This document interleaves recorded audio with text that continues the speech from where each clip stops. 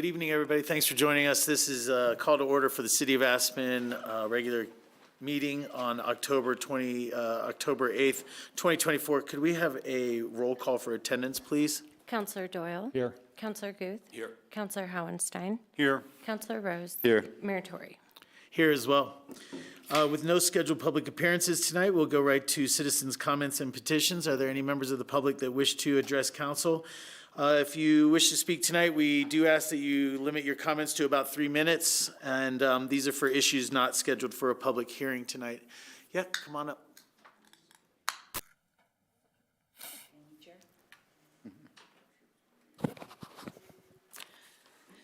Good evening, Mayor Tory, City Council members. My name is Monica Mayotte, and my husband and I own a condo at 1039 East Cooper Avenue. That's in the Chateau Roaring Fork development. I am a former elected official. I am the former deputy mayor for the city of Boca Raton, Florida, and city council person. So my purpose here tonight is to talk to you about your short-term rental program. I believe the short-term rental program has pitfalls that need to be addressed. So I'm here today to voice my opinions and ideas on how I believe the program can be improved. I'm following up from an owner's perspective after Ben Wolf from VI.E Properties was here to speak to you a few weeks ago. I have also spoken to a few of you on the phone over the past several weeks. My condo building, Chateau Roaring Fork, resides in the RMF, Residential Multifamily Zoning District. My husband and I purchased our unit in 2019 prior to COVID, and we have a valid STR permit. So I'm not just doing this for me, but I'm doing this for the greater good of the community. During my research on the city's website, I was looking for the goals of the STR program. I couldn't find any. By reading many media reports, it seems the STR program was put in place to combat the over-tourism Aspen was experiencing during the COVID years. I believe the limits on the STR program in the RMF zone were a knee-jerk reaction to the influx of people purchasing property during the COVID years. Now, 2 years after COVID has calmed, tourism seems to be leveling out. It's time to rethink this program, especially for the RMF zoning district. As it stands today, the RMF zoning district has a cap of 190 permits. There are currently 215 permits issued because some permits were grandfathered in. Since the district is over the limit, it now has a 40 property waiting list for a permit. This is problematic for several reasons, and I'm going to list 3 here. Number 1, by limiting the number of permits in the RMF zone, you are restricting the amount of sales tax revenue you could be collecting. Does the city have any estimates on the decrease in tax revenue when only 190 permits are active? Right now, with 215 active permits, tax revenue has been reported as down by 9%. Knowingly reducing the city's tax revenue, especially when it is being paid by mainly second home homeowners that may not live in the town, seems to be a win-win for the city and its residents.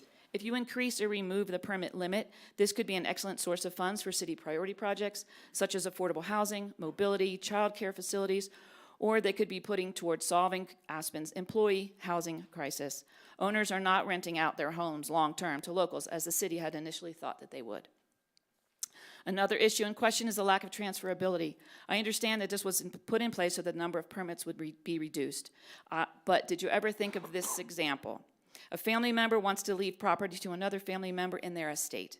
What happens to existing valid rental contracts if a family member passes away and there are future contracts in place? Does this family have to illegally rent the property to honor the existing contracts? If the new family member breaks those contracts, they could be sued. How is that fair? The fact that a new buyer of a property, and my last is the fact that a new buyer of a property in the RMF zone would not be able to obtain an STR permit.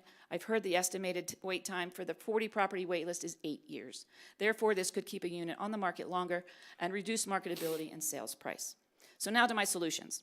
Number 1, possible solutions. Number 1, lift the caps on the STR permits for the RMF zones. Number 2, increase the caps from 190 to about 275 to 300. The math here is there's 215 now. 40 on the wait list, that's 255, so that 275 to 300 would give us some cushion for some new applicants. Allow transferability in all cases, and in the case of Chateau Roaring Fork, we would like to request a zoning change to add a lodge overlay on our buildings.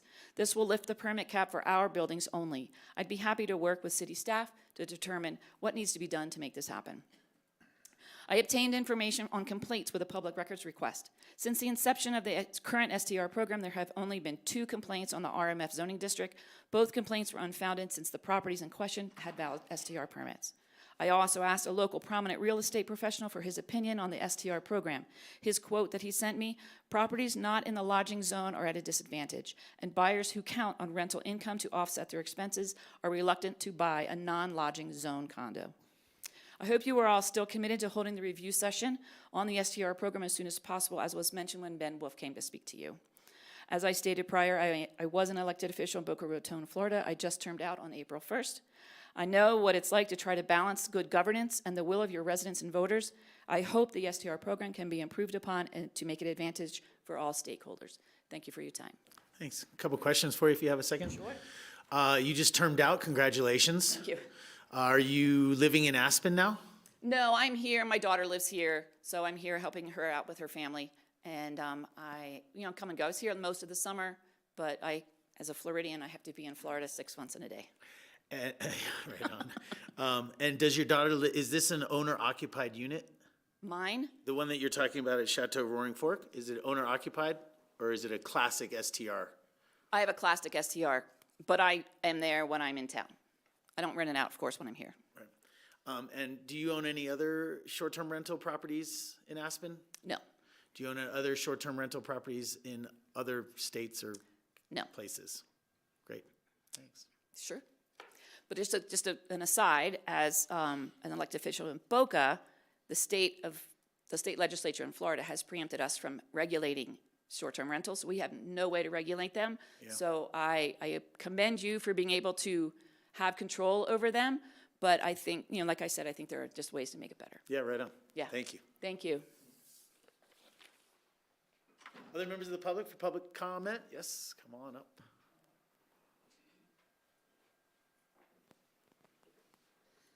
I have handouts, should I hand them out individually? If you'd give them to the clerk, that'd be great. There's two different sets there. Thank you.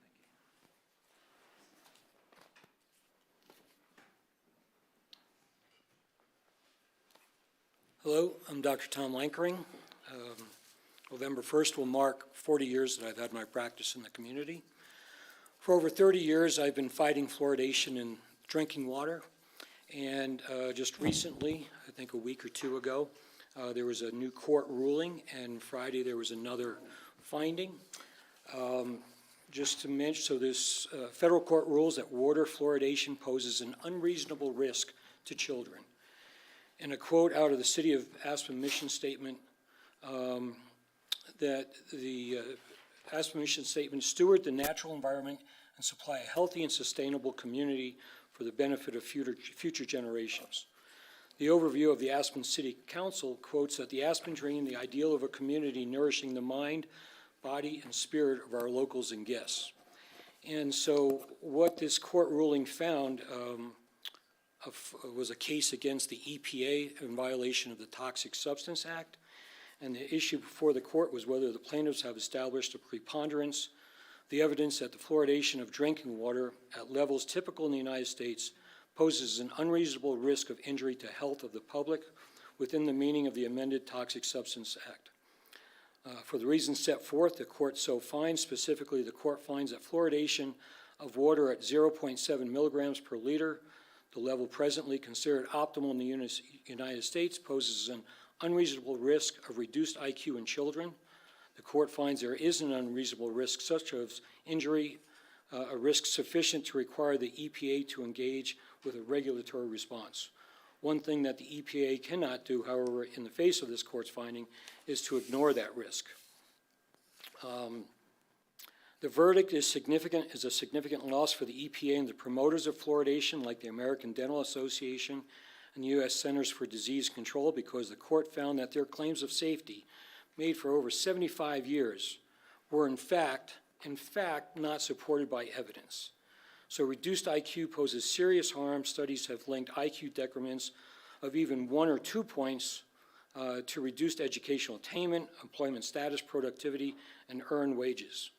The ruling did not specify exactly what measures must be adopted by the EPA, but under the Toxic Substance Control Act, once the court rules that a chemical poses an unreasonable risk, the EPA is obligated by law to restrict or eliminate the risk.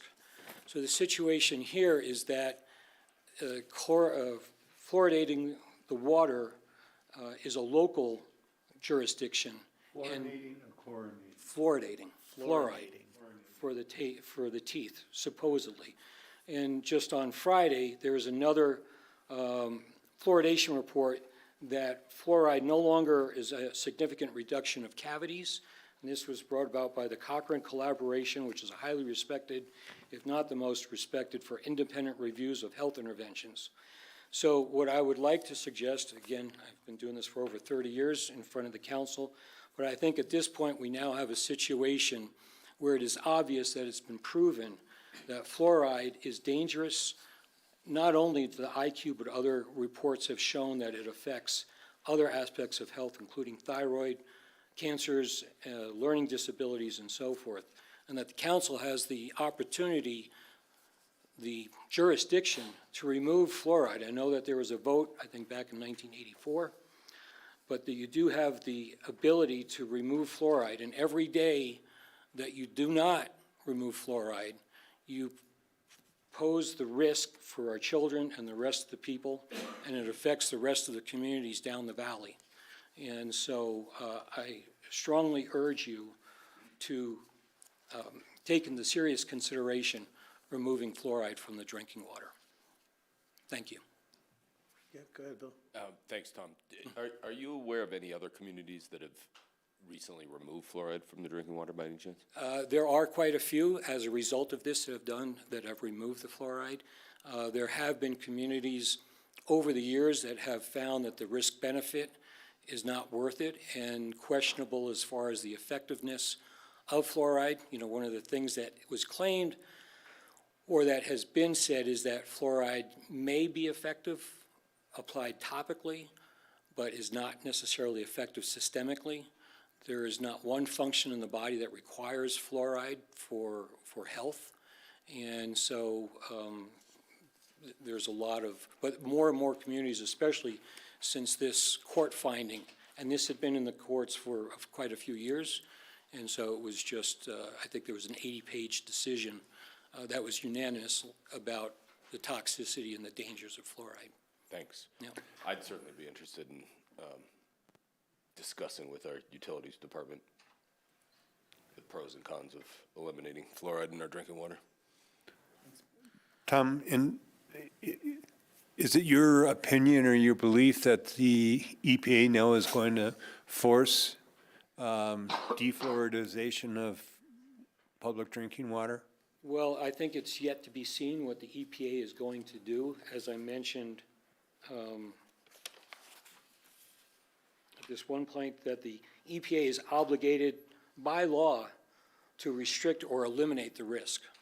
So they have found that, you know, the levels that have been used pose a serious risk, unreasonable risk to children, but again, children become adults, most of them.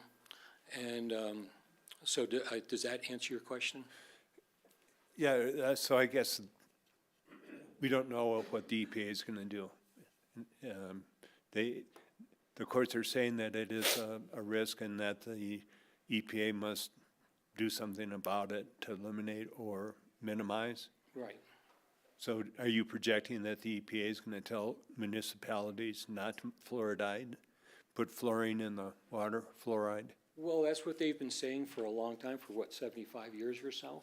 But again, fluoride in the drinking water is not a federal, my understanding is not a federal, but is the local jurisdictions have the authority over that. And so it's up to the local jurisdictions. Like Mr. Guthrie was saying that there are quite a few communities who have removed fluoride already, and even more so after this court ruling just came out, I think it was a week or two ago.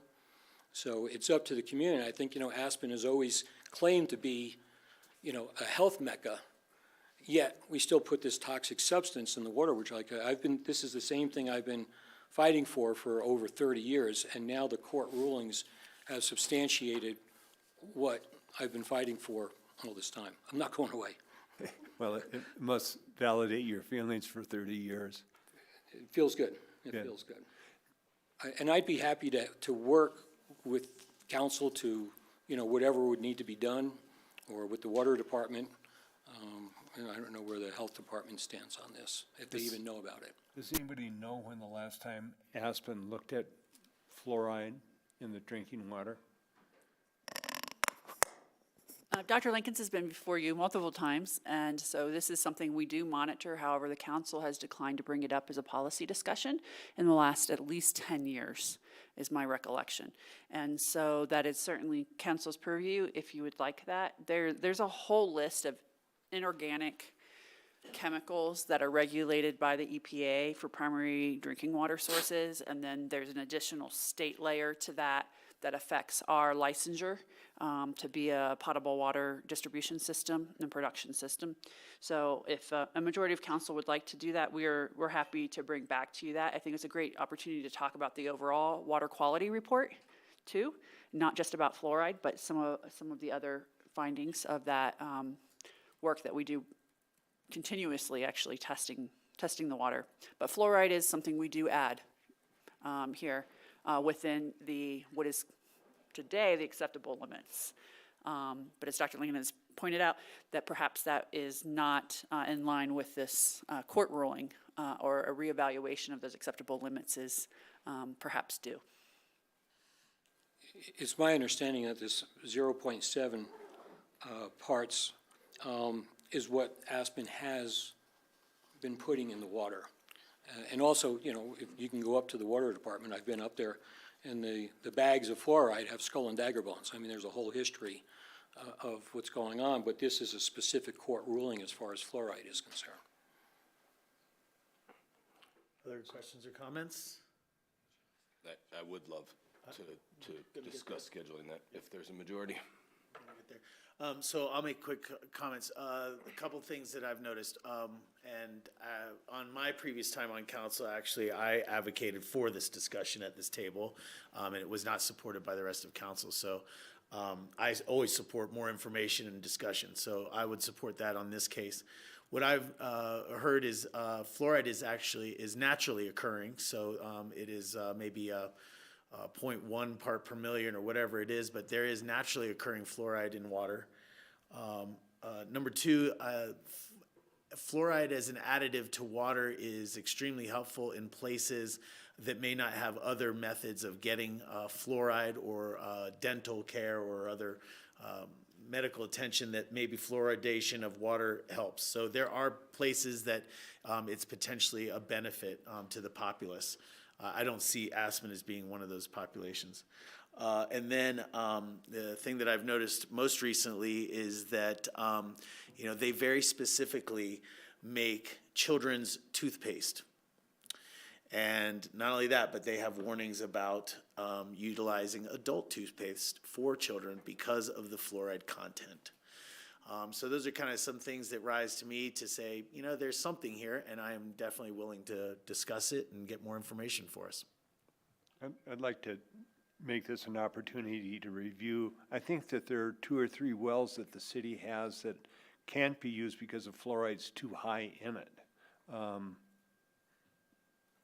I can't tell you if it's exactly fluoride, but I know that a combination of multiple chemicals, including heavy metals, give us pause in using them. So I would recommend that we come back to you in Q1 next year with a fuller conversation. Let our staff prepare for that, and gives us an opportunity also to start to understand what the U.S. EPA is doing in response to this court case, which I think would be a valuable piece of the conversation. Okay. Support? Thanks. Yeah. Mayor Tory, can I respond to what you mentioned there? Sure. So, yes, fluoride is in the water, but it's in the form of calcium fluoride. So if you, as nature designs it, right, if you think of what bones and teeth are made of, it's calcium, right? The calcium the fluoride that they put in the drinking water is sodium fluoride or fluorosilicic acid, which is a completely different type of fluoride. So it's like, well, it just says there's calcium fluoride is naturally occurring. Right. Sodium fluoride is what they put in, which is, it's like saying I have a dog. Well, do you have a Chihuahua or do you have a Great Dane? I mean, it's completely different. And there's a whole issue as far as informed consent that people really don't have a choice. And I've always maintained that, you know, if people are going to be able to put things in the water, then maybe on Monday, the dentist can put fluoride, and on Tuesdays, the chiropractors can put vitamin C, Wednesdays, the orthopedists can put ibuprofen. Thanks. Prozac, psychologists, and old hippies acid on Fridays and Saturdays. Thank you so much. Thank you very much. Good seeing you again. What were you saying? I just want to say for the record that I'm not supportive of talking about it. The majority is, but as long as the American Dental Association and the Center for Disease Control support the levels we put in, that's where I stand, so. Thanks. The information is here, so thank you. Thank you for your time. Other members of the public for public comment this evening? Dwayne?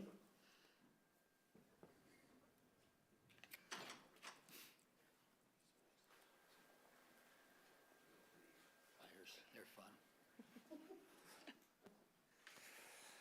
We get worried when he starts out with, "They're fun." They're fun. That's exactly right. Dwayne Romero with the Romero Group. Good to see you all this evening. Appreciate it. I'm here to speak on behalf of the county's ballot initiative 1A, which is a dedicated funding stream for affordable housing, workforce housing. That's just a nice little campaign flyer. Campaign committee has been organized over the last 3 or 4 weeks. Among others, Tori and I serve on it.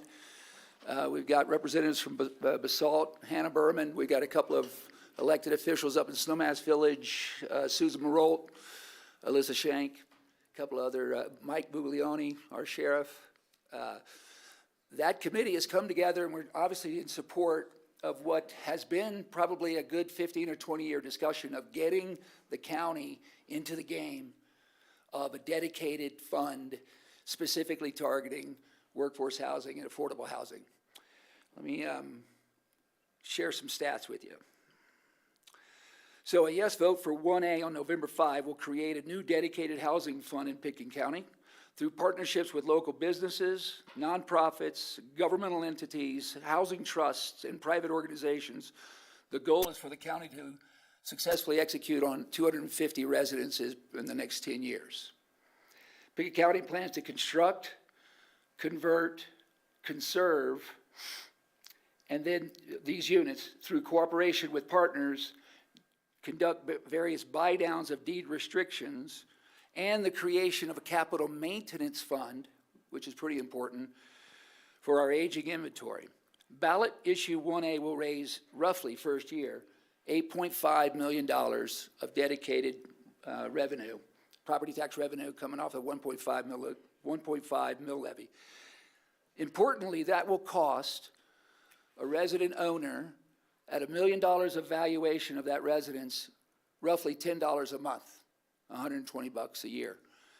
For the owner of a commercial property, that same mill levy, as translated on the commercial rates, will translate into roughly $430 a year for every $1 million of commercial property. So it's not, it's fair to say that it's not just a drop in the bucket, but it's also fair to say that it's reasonable, and it probably is in direct balance with the need. And the need, again, has been articulated for some years, and I'm personally thrilled to see the county getting into the game at a committed level. The request is a 25-year, not forever, not until sunset, but a 25-year term on this particular mill levy initiative, which I also think is important as a message and signal to the community that this is something that they're not signing up for forever. There needs to be some systems of checks and balances, measurements, performance statistics through the course of the years to ensure that this is properly applied. And what I'm actually most excited about, and Tori, we've talked about this at the campaign committee level, is this opportunity to participate. And as opposed to saying that all the money's going to construct, a good amount of it, and clearly that will be determined through the course of the years, but a good amount of it could be in the form of partnerships. So you think about, what Snowmass Village is doing, think about what the city of Aspen is doing, think about what the hospital is intending to complete when their multi-phase project of additional housing. Think about what the school district is doing. There could be ways and means to partner, and I also think that's super responsible to taxpayers, right? To demonstrate maximum utilization and cooperation amongst our taxing districts towards the notion of workforce housing, affordable housing, and the preservation of all the above. Our request this evening is simple. Just we're hoping that we can get support generated from the council. I know you guys are 110% behind the notion of affordable housing. Clearly, the city has led in those initiatives for years and years. And so we're hoping that we could get some sort of resolution of approval, perhaps drafted at some point for you guys to consider and possibly vote on. It's on the agenda. Bingo. Thank you. Anything else? If that's it, that's all I have. I just wanted to get in front of you for that. Thanks, Dwayne. All right, cool. Thank you. Thanks for being part of this, Dwayne. I really appreciate it, and I think our community does too. Thank you. Appreciate it, guys. Thanks for your work, Dwayne. Other members of the public for public comment tonight? In the back, Peter? Will action Come on up. items tonight be a matter of public comment, or is now the appropriate time for Sorry? items that are, It would be now. There's no public comment on action items. didn't want to disrupt you? All good. Come on up. Peter Fornell, and thanks a lot. One of your action items tonight is a consideration of a number of changes to the armory, specifically some exterior changes to the armory, which is one of our best and most prominent historic assets. Will the Historical Preservation Commission be a final authority in the review and decision of exterior facade changes to the Aspen Armory building? Yep.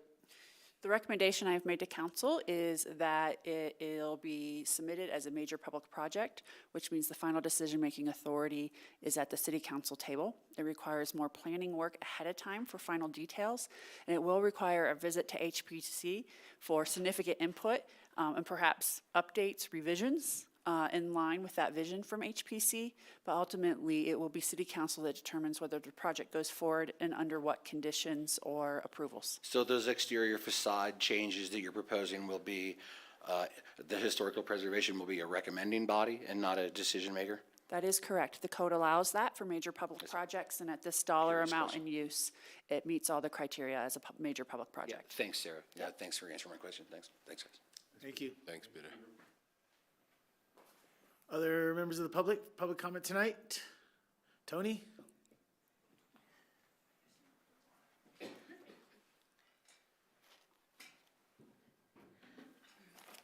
Good evening, everyone, Mayor Tory and members of City Council and the public at large.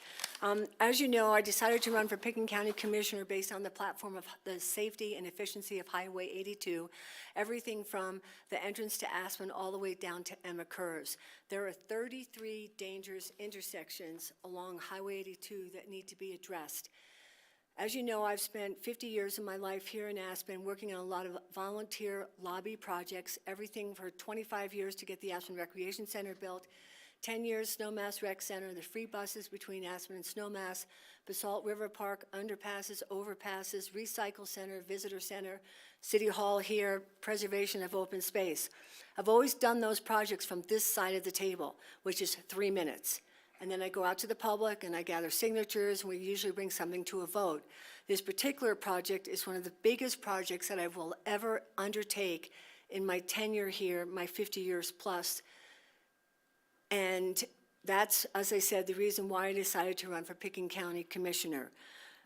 I wanted to give everyone a heads up that on October 24th, you're meeting with the Elected Officials Transportation Committee. I did a presentation last night before the Snowmass Town Council. I do believe I'm going to miss the Basalt Town Council meeting tonight because of traffic going out of Aspen, but here I am before you, and then tomorrow is the Pickens County Commissioners. One thing that I wanted to give you a heads up on, and I've asked of you before, is that we're going to ask for the Elected Officials Transportation Committee to fund the first part of a feasibility study to see if we still have a corridor available for what's known as the Aspen Highway 82 Sky Cab, which is a gondola and aerial mass transit system that leaves from Ruby Park, goes down Durant, up over Shadow Mountain, crosses a backside of the Merle open space, runs parallel with Highway 82, makes a stop off at Buttermilk, Lumberyard Housing, the airport, Brush Creek, and then it has legs going to Snowmass and also to Highlands. This project fits in with not only the enabling state legislation, but also the sales and use tax that's collected by Pickens County, and to levy a sales and use tax for the purpose of financing, constructing, operating, or maintaining a mass transportation system within the county. This project definitely fits in within those parameters.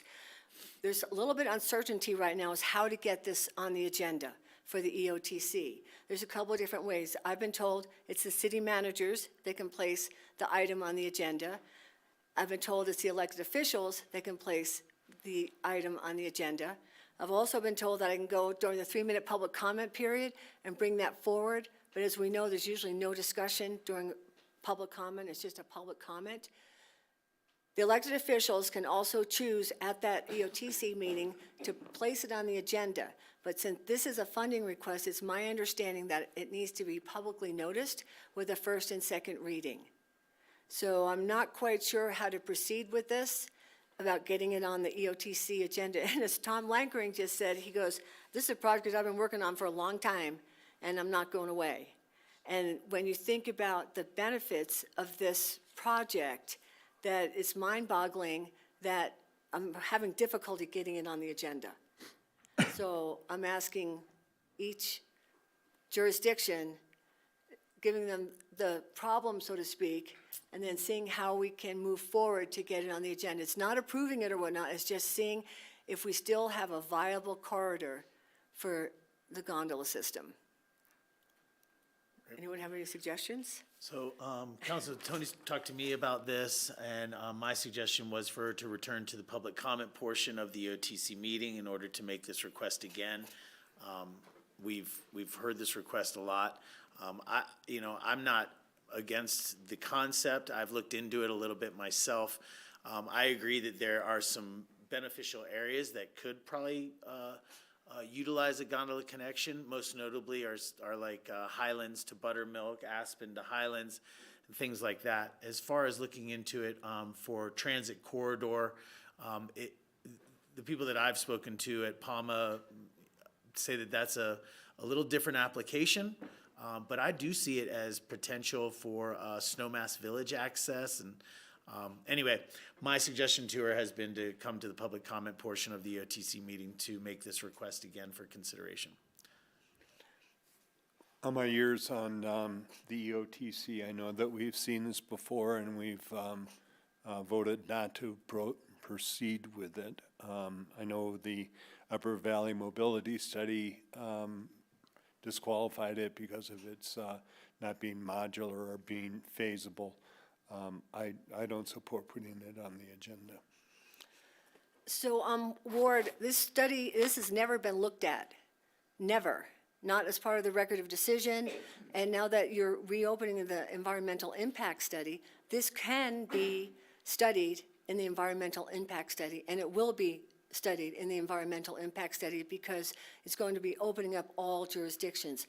You've approved the Lumberyard housing, and I've spoken to over 2,000 people in my campaign right now, and everyone's... Tony, that's more than 3 minutes. Let me just check in with council members, not for an agenda item. I'd be happy to listen to her at the EOTC meeting. In public comment? Or public comment. Okay.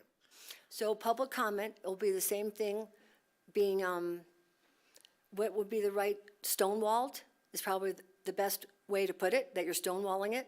And for the life of me, I cannot understand why you really do not want to make any improvements to your transportation corridor. But I will bring it forward, and as I said, I am prepared to do an initiative petition in each jurisdiction to put it on the ballot question. It's a lot of work, but now that the city council approved a 600-bed unit at Lumberyard housing with a stoplight and traffic that's already stopped, I'm like, are you kidding me? Thanks, Tony. But anyway, but We'll thank see you so much. at EOTC On October 24th. November 24th or October 24th? October 24th. Thank you. We will see you on the 24th.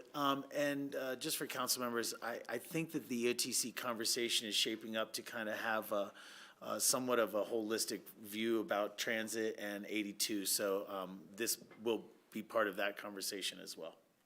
Thank you. And then if I may ask Ward, and everyone has said that you've already studied this, if, for the record, I guess I should do an open records request for the He study. was saying that you have come before and made the request for funding. He wasn't saying that the study had been done. So we will look back. I'll do an open records request. Okay, thank you so much. I appreciate it. Thanks, Tony. Thank you. Other members of the public for public comment this evening? Seeing none, I'll bring it back to council table.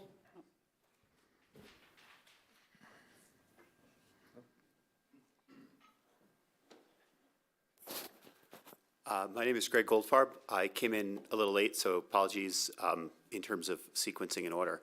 I understand there's an item on the agenda later today, and I want to speak out in support of council in supporting the county commissioners in their effort to move forward with the airport modernization. I think it is the responsibility of our civil servants to support each other, and in particular, to not encourage other civil servants to breach contract. I think it's a weird situation that we're facing in this town where we've got a group of elected officials who are encouraging other elected officials to breach their contracts with a governmental authority. And I'm confused by that dynamic because virtually everything that we do in this town is through representative government. There are many issues that we would disagree on, whether it's, disagreements around STR regulation, affordable housing dynamics, caps on demolitions, but you don't see citizens trying to basically defenestrate the elected officials in this community from their representative duty, because everything in a representative democracy is debatable. And so I think it's really important that our council is standing up to support elected officials who are good people, have worked really hard on this problem, and have done their job. And I would really encourage council members here today who are standing against other elected officials in the community. I would discourage them from doing that because literally everything is debatable and everything could be up for a citizen's initiative. And in particular, in this case, we have fiduciary obligations within our county, and we have contract within our county. And it's an unusual dynamic where we have an elected official or multiple elected officials basically fighting others to breach contract. We all know we have contract with the VI.A. We've taken $120 million. We've signed grant assurances. Like, we live by our contracts, I think, in a community. And I would just discourage elected officials from encouraging others to breach contract. So I'm glad you guys are taking this up. I really support you in doing it because I believe in the modernization as part of the future of the community, but that is independent from the responsibility that elected officials have and their obligation to others. So thank you for taking it up. I really appreciate that, and I really hope you guys will vote in favor of supporting the commissioners in moving forward. Thanks, Greg. Thanks. Another last call for public comment this evening.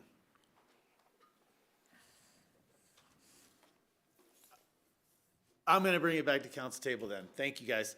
Always want to encourage public comment at our meetings. Hopefully this is a welcoming place. We may have differing views, as some people say, but we're always happy to hear those, and more than anything, questions and comments to council are always welcome. With that, I'll bring it back to the table, and this is an opportunity for council members' comments this evening. Council members? John, start with you. Yeah, a little environmental news. Since 2020, that's the last 4 years, wildfires have burned over 27 million acres in the United States. That's 25% of the total area of California, or equal to the total area of the state of Tennessee. Think about that. Also, last week, the United Kingdom became the first major economy to stop burning coal, ending 142 years of coal-generated electricity in the nation that sparked the Industrial Revolution that brought us to this current point in our global climate history. Denver September was the hottest on record since record keeping began in 1872. That was 152 years ago. Average temp was 70 degrees, which is 5.2 degrees above normal for September. A new partnership between the federal internet, the FIS, that's the world ski body, and the United Nations World Meteorological Association was formed to better understand weather forecasting to manage natural and man-made snow, to avoid the ever-growing number of canceled races every winter, growing every year. They released a statement that says, quote, "Winter sports and tourism face a bleak future because of climate change," unquote. And now Hurricane Milton is approaching the coast of Florida. I think it was less than 3 weeks ago they got hit by Hurricane Helene, which researchers have studied, and it dumped 37% more rain than a typical hurricane has in the past, and that could grow to up to 50% more rain being delivered by each storm. Its explosive growth from tropical storm to Category 4 in less than 12 hours. Local meteorologist from NBC was quoted as saying, Milton is gaining strength in the Gulf of Mexico, where you can imagine the seas are just so incredibly hot. This is, the hurricanes are gaining strength so much because the sea surface temperature is so warm. This also was attributed to the freak snowstorm in the Alps not that long ago, because the Mediterranean Sea is so warm. And you know what's driving that? Global warming. Now, the reason I ran for office was because of the environment and because of my concern for global warming, and I'm pleased that this council is in relative agreement that it's a major concern of ours, and I'm pleased that Aspen takes this problem seriously. Thanks. Thanks, John. Comments this evening? Comments this evening? Yeah. On this past Friday, I was able to attend the Roaring Fork Safe Passages event. And with that, I just wanted to ask Sarah if you could talk about what, if anything, the city has done with Roaring Fork Safe Passages. And as a prelude to that, depending on what you say, I was hoping to bring it up during a Parks and Open Space discussion as far as starting to work towards working with them if we have not already. Sure, we've provided them funding. I apologize, you emailed me over the weekend, Okay. and I just realized I talked to you before this evening about it. We have provided funding, I believe it was, well, I better not quote it, but I believe it's under $10,000. I was just checking to see if I had a member of that team here. And then secondly, the wildlife coordinator position that was approved by City Council is the liaison for that organization. And so that, with oversight from Matt Kuhn from our Open Space and Trails Department and Parks Department, provides additional support to it. Yeah, and We are not leading it. I just want to be clear. We do believe that there is an area of opportunity that we don't think is quite ready to present to council, where the city happens to own property on both sides of Highway 82 or control property on both sides of Highway 82. That might be an appropriate discussion about appropriate wildlife bridge or something of that nature to help avoid the large animal conflicts happening in the Upper Valley. We just aren't to a point where we think it's matured with enough stability and feasibility review to bring it forward. Thank you for that. And talking to Cecily D'Angelo, Executive Director of Roaring Fork Safe Passages, it didn't sound like they were exactly ready, but I just wanted to bring it up. They do great work. They're really taking off with it. And I just want to signal and hope that this council can support the work that they're doing. One of the things that she mentioned to me is doing wildlife fencing closer to the city of Aspen, which would help utilize the already underpasses that we have close to the city to send wildlife through there. So I'm hoping as they get their act together that we do as well from a city perspective to help in this very important and crucial issue. Thank you. Thanks, Sam. Ward, comments this evening? Yeah, we don't always get reports on call-ups from decisions by the HPC, but there was a decision made on October 2nd, I believe, on the Crystal Palace building that we have 30 days to call that up, and I'd like to call up that decision and need a support here from council to call up that decision, to have a public discussion about that and decide whether to have the HPC decision called up. So I'd like to make a motion that we put that on an agenda item for the next meeting, or how do we do this? So I'll let Kate speak to this. If the council wishes to discuss this topic, City Attorney True and Mayor Tory both have conflicts due to their proximity to the project. And so we just could use clarity if there's three of you that want to consider. I believe there's a motion on the floor that hasn't been seconded yet. I'll second. And I will say, under our code. So yes, you need to go ahead and head out then, Tori, because Yeah, there's a motion in a I second. would ask the mayor to leave the room for the brief Uh, time we have to discuss. I'm recused from this issue because of proximity. I live within 300 feet of this property. And do you do that, just for the benefit of everyone in the room, Councilor Doyle is Mayor Pro Tem, and he will be running the meeting during this discussion. Yes. Councilmember Howenstein is correct. There was a decision on October 2nd. Under the Land Use Code, the HPC is required to notify you of certain decisions, and that notification is for purposes of call-up.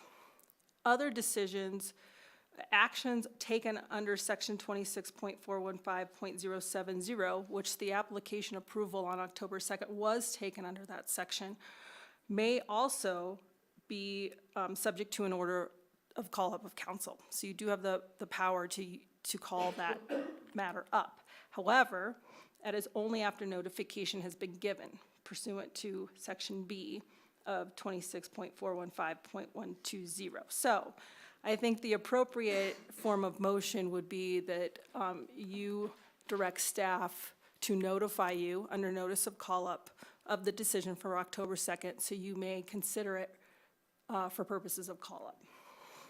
And I think your motion, and I might have to, I would just ask that if that We're motion going be to suggest amended. friendly amendment to be more clarifying on the record for the council and for the motioner in the second, to direct staff to bring back the application under call-up at the next regular meeting of city council. Yeah, considering the 30-day time limit, I would like to make a motion that staff prepare the information needed to have a call-up for the decision reached by HPC on October 2nd relative to the Crystal Palace building.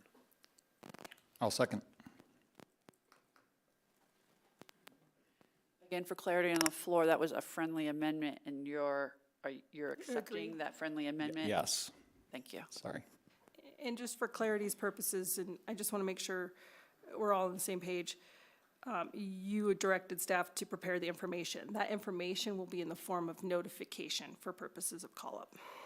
Perfect. So the end result on this would be that at our next meeting, we can make a motion for call-up. Correct. Okay. After you receive the proper notification. Okay. Calling up anything means it goes back to HPC and we're telling them, try again, right? Not always. Not always? So to be clear, all that would come before you at the next regular meeting, if we were to put it on the agenda, is your ability to call it up. So you would receive information on what that decision was, and if you want to review it. Upon review, you have the option to either, approve of HPC's action, or rescind it, or with direction. So it can go back to HPC, but ultimately you could decide it doesn't need to go back to HPC. You have a variety of options there. No, but it's go back to HPC or accept it. Yeah. To be clear, after call-up, you can accept the decision, remand the application to the HPC with direction for council for rehearing and reconsideration, or continue to the meeting to request additional information if you feel you don't have enough information. But to be clear, the motion on the table is simply to give you the ability to call it up should you decide to do so. Yeah, no, it's always a funny process. Yeah. I completely understand and respect what you're trying to do. Given the process and like how things would play out of calling it up or not, I'm personally not interested in sending it back to HPC, who I trust as a body and has done this for years, especially on this issue. So I don't feel like delaying it, even if I don't necessarily agree with what they did. We appointed them and I respect their decision. The only way I would change my mind on that is if I heard, and it sounds like we've got 30 days so that we could try again at the next meeting anyway, but the only way I would change my mind about that is if the missing member from HPC told me that they wanted it called up, because then it would be 4-4 and it would be a different outcome. But I'm not really interested in that either, but that's the only sympathy I have towards this situation. Otherwise, HPC has made their decision. My understanding that if it gets on the agenda for next meeting, then we can have a presentation. We can ask for a presentation from HPC. They don't necessarily have to go back and re-meet on it. They just give us a presentation on what the decision was. Yeah, you would receive that from your staff, and it would just be a notice that it consists of a description in written and graphic form of the project with a copy of the approval document. So just like with any other notice of call-up item, the ones that they are required to notice you of, they would come before you, they would present, staff would likely present on what the decision was, and you could then decide if you wanted to take advantage of the call-up procedures, which then we would set those for a future date. Okay. No, I understand that, and I appreciate it, and I appreciate what you're doing, and I know how nostalgic it is to do something like that, but for me, the overlying theme is HPC has made their decision. And I'm not saying I would do this for every single one, but as a general sense, I know they've spent years on this in particular project, and it sits idle for reasons that are very annoying, but I'm not interested in calling or accepting this motion tonight for that reason. But I very much appreciate it because I know it's with much great intentions.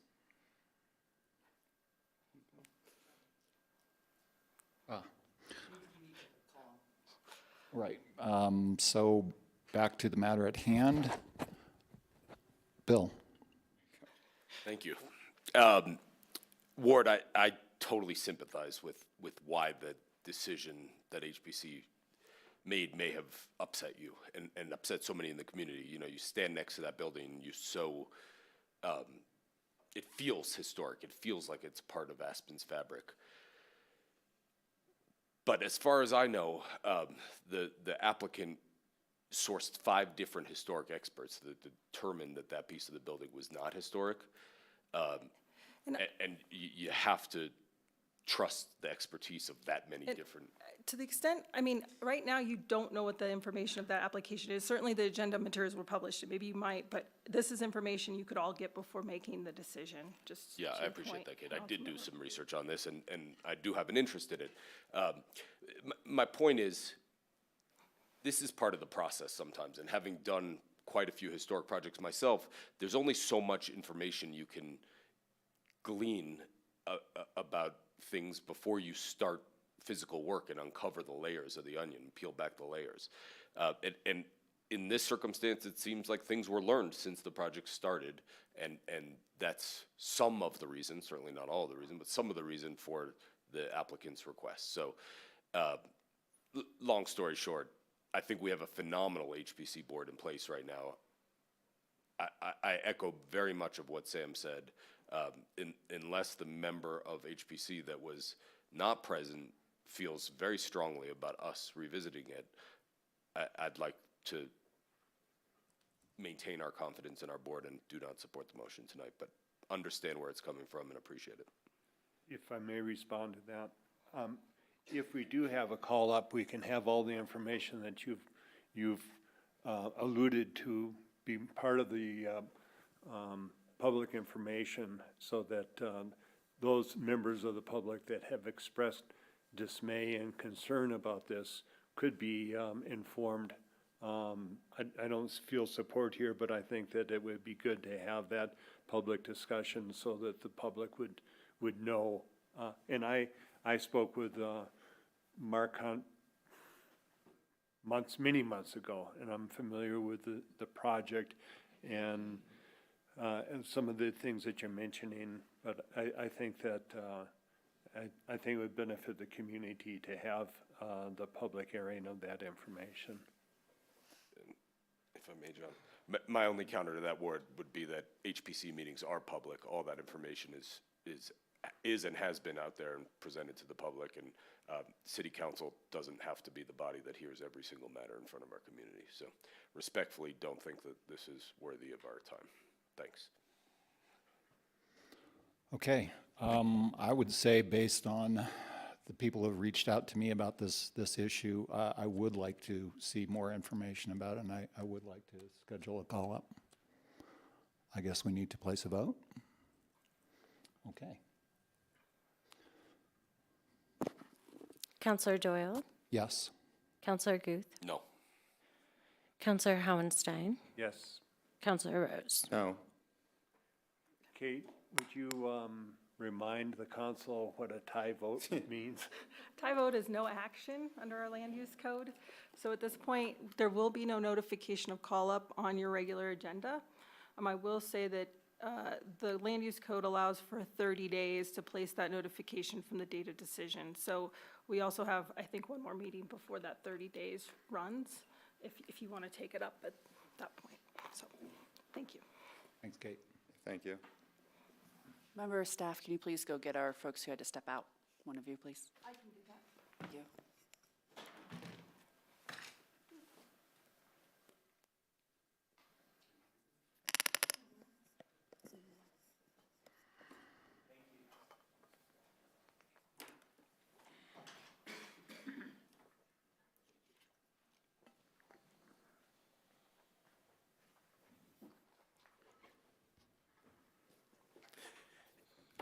Any other comments, Board? No? Thanks. Oh, yes, I do have one more. This could come under a board report, but since I attended the CML District 11 meeting down in Grand Junction, I think it was last week or the week before, and they were looking for a host city for the fall 2025 district meeting, and I volunteered Aspen. So it's up to you guys to decide if you want to accept that, or if we should send it back to CML not to have the district meeting here in the fall of 2025. How many folks attended the district meeting that you were at? I would say about 20. That's the highest attendance I've ever heard of one of those in District 11. was Every gonna time it's in say. the Roaring Fork Valley, the attendance is extremely low. Well, it was also in Grand Junction, and there were a lot of people from Grand Junction there. That's been the real challenge with us hosting CML district meetings, is that the turnout is difficult because of our location. So last time I think it was Snowmass Village, and I'm trying to think if there were 4 people there other than myself and. Yeah, I've had a lot better luck when I've attended along the I-70 corridor, getting parachute, palisade, rifle. So I'm happy to talk with the CML staff, and maybe there's a way to co-host with one of those communities along the corridor. Yeah, I think Carbondale would be interested in co-hosting. They had also volunteered, but we could. I got it from here. Okay. Thanks. A couple of words from me. I'll start out with some comms. This is a reminder that tomorrow, Wednesday, October 9th, is the day that you can spend quality time with Aspen's finest. The Aspen Police Department kicks off the day with donuts and coffee with the community from 8 to 10. Again, donuts and coffee 8 to 10 tomorrow in front of APD on Main Street. Then things get a bit more serious at the end of the day when the APD, in collaboration with Aspen Fire and Pickens County, hosts an emergency preparedness event from 5:30 to 7:30 p.m. Right here in City Hall on the 3rd floor. Again, that is an emergency preparedness event, 5:30 to 7:30 here at City Hall tomorrow evening. This is the second annual emergency preparedness event hosted by the city. This year, emergency responders are focusing on giving the necessary tools for caregivers in event of a disaster or emergency. The community gathering will focus on providing essential emergency preparedness information for caregivers responsible for children, elderly loved ones, individuals with disabilities, and your pets. Again, Ready to Rescue, as it's called, Emergency Preparedness, will be held here tomorrow night, 5:30 to 7:30 in the Pearl Pass Conference Room. With that, I wanted to just take 2 seconds and make sure that we are all still on the same page when it comes to the Castle Creek Bridge. Sarah, I just wanted to have you inform council about where we are. This council's shared priority is to make sure that the existing bridge can continue safe operation without weight restrictions or closures. And we also recognize that we are planning for replacement of that bridge and or a new bridge in an alternate location. Right now, we have an inspection that is out. From that inspection, I assume that there are maybe 3 things that can be said to us. One would be that there is no change in the bridge at this time, and that there is no remediation needed. 2, that there maybe has been some degradation of the bridge over the last 2 years, or since the last inspection, actually, I think, 6 months ago, maybe we had eyes on it, and that it needs some sort of repair. And potentially, that could also be a discussion that says that there is potential for replacement there. I assume that we will hear from CDOT. This is CDOT's bridge, so the course of action that comes after any of those 3 results from our report would then be in concert with CDOT. I assume when I say that, I mean, for example, if they said there are some repairs that are necessary to maintain the safety and status that it is now, that is not something that the city would leap at, but instead we would be talking to CDOT about how to approach those repairs. The second scenario is if we are talking about replacement in the near future, again, we would be working with CDOT to figure out the logistics and timing of how that replacement would be gone about. So can you just let us know a little bit about that? And then wanted to check in with you about council's directive to retain some legal authority in the NEPA process and the potential of an SEIS or EIS. And could you just update us on those kind of scenarios? Sure, there's a lot there, so let me know if I missed something. The first thing is that the bridge inspection results are easily another month or 2 away. So we just need to be patient for that process and analysis to be complete. You listed 3 options that CDOT could come back with. I don't rule out that there could be other things that they also come back with. It is an asset owned by the state, so while local coordination is certainly desired and welcomed, ultimately CDOT will do what they see as the most appropriate and responsible thing to do for their duties to that bridge and to the infrastructure, whether that may be in concert or not in concert with local opinion. Lastly, related just to that process, we're hopeful. That inspection did run longer than anticipated, so we're intrigued to find out why it took a little longer as we go forward. Remember, more repairs. We think it's definitely bridge joints, just like what happened all the way down Highway 82 this summer. And what we did here a few years ago on this bridge are very likely temporary outcomes for that part of the Highway 82 network. We are following the direction of the resolution you passed in September related to the larger scope of bridge replacement, specifically after the last CDOT letter. We don't really see a whole lot of SEIS if it is not the preferred alternative. We're hearing interest from council members in a potential new record of decision that requires a full environmental impact study. And so we are currently scoping what those costs are and to what level and whether they fit inside the current appropriations that City Council has made for this work or not.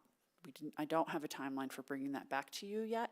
We're still in negotiations on that matter with Jacobs. And also, we just have some contractual matters. When you start an EIS process, we need to assure that we would be moving forward in a way that the Federal Highway Administration and CDOT can accept potentially a scope amendment to an existing vendor, or whether it requires rebidding is the second thing we're checking for you now. Did I miss anything? No, I think that's the answers to those questions. I had a question, though, about the current preferred alternative as it's been shared. It has a transit corridor, 2 bus lanes, and 2 traffic lanes, as well as a tunnel component. You know, I believe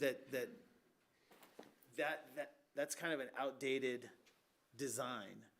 And I'm not sure that CDOT themselves are anxious for the tunnel component. So my question is, does CDOT have the ability or the right to modify the preferred alternative? For example, removing the light rail corridor from that platform? Do they have the authority to make changes such as eliminating the 400-foot tunnel? You know, I guess what I'm saying is I don't think that what is been proposed as the preferred alternative is necessarily in keeping with today's objectives. And would CDOT be forced into, would they hold themselves to build something that maybe they don't want to build? Do you understand what I'm saying? Well, I'm going to tell you, the project objectives have not changed. You need a new environmental impact study to change the objectives. So the 10 objectives are still the same 10 objectives. And so that is not under the preferred alternative, those are not up for renegotiation. That is a whole new study to have that conversation. And additionally, I don't see, if it's not the preferred alternative, I see a pretty large stakeholder engagement process requirement coming from the state and the Federal Highway Administration. Given the commute patterns in and out of this community, you know, we'll be talking to communities in Garfield County, or not we, the consultant will, on behalf of CDOT and the Federal Highway Administration, all the way to Aspen. And those will be, stakeholders are all considered equally. So those components, I just want to be really clear with the community on is what was set out and adopted in the last document is still what guides CDOT and FHWA today. And they are in a position, and they've said clearly, they will not fund a process that looks at changing those objectives. That is a locally funded requirement. Yeah, you know, I don't think the objectives should change. I think that the scoring that was received by the preferred alternative would not be the preferred alternative. I think that there are other opportunities that check the boxes of the criteria, but that wasn't my question. My question was, and you kind of answered it in the last bit there. So yes, right now, if CDOT was to take it off the shelf, they would build it as proposed. They would not make amendment to it, or could, or There couldn't. perhaps minor amendments to it, but the general layout of the preferred alternative, the transfer of easement and land that has occurred would be driving decisions for FHWA and CDOT. And so, yeah, I don't see them going very far off a preferred alternative without this entirely restarted NEPA process. And I would just add that they would have to also go through a process if they wanted to make a minor amendment. So whether that's through a reevaluation process or a supplemental EIS, but they too would also go through a process. For example, if there was a change to the length of that, the underground structure, the tunnel structure. So there would still be a process related to that. So It says not less, the current record of decision says that the cut and cover tunnel is not less than 400. A minor amendment may be that it's not 400 continuous, that it's 200 tunnels to break up and that will assist with long-term maintenance cost, sunlighting, things of that nature, that have operational benefits for CDOT. Okay. I see this process as, in large part, a majority of our community stepping away from that preferred alternative for a variety of reasons. So I hope that we can have a process that allows for community advocacy. This is a question that has to do with community character, as well as our infrastructure and how our transit and transportation works. So I hope that this process allows for the community input that this deserves. Thank you so much, Jen. Those are my comments this evening, and that'll bring us to any agenda amendments that are not listed here. I don't see any, and that'll open the floor for city manager's comments. I'm going to be really quick because we're already at 6:15.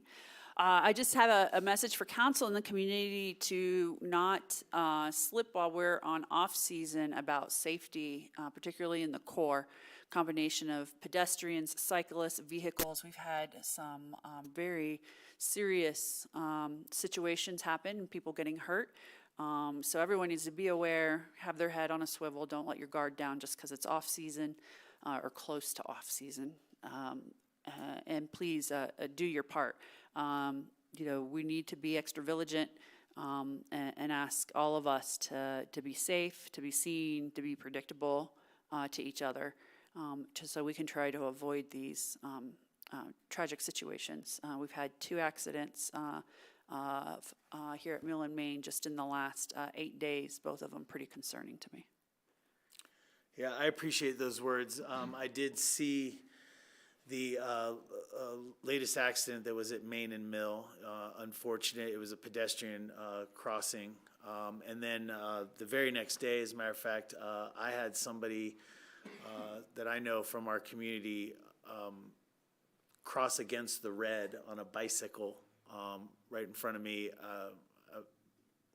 Luckily, no collision, but I was just amazed at kind of the bravado or lack of attention that some people are giving. This is for locals and visitors as well. We all need to pay more attention out there. Main and Mill is becoming a hot spot, so please be careful. If I might just chime in on that, there's bicycle anarchy downtown, and you have boxing matches at the beginning. The referee says protect yourself at all times. I think we really need to do that. And just to point out to the community that the police department has started a campaign to increase enforcement on e-bike usage and speeds, and it's easy to see e-bikers going over the 15-mile-an-hour speed limit in town. So I really encourage people to be safe out there. Yep. Brings us to board reports this evening. Any board reports? John? You want to do OPSHA? You can do APSHA, I'll do CML. Okay. Let's start with OPSHA then. Let's see, of course, the county commissioners discussed the Picken County ballot question and why it's needed. Then Liz Axberg gave us a data trends update, what sold recently and for how much in our APSHA housing program. And again, the goal of the county ballot issue is to generate $8.5 million per year. The goal is 250 units in the next 10 years. And that was it for APSHA. I also had a core meeting, still working on the Building Performance Hub, which is a consolidated operations effort that will be more user-friendly and efficient, utilizing an energy concierge, which will deal with individual customers to offer the whole package of options based on national best practices. Also, starting a new CEO search because of the situation that CoA found itself in recently. We hired an interim director, then found a director that actually didn't work out.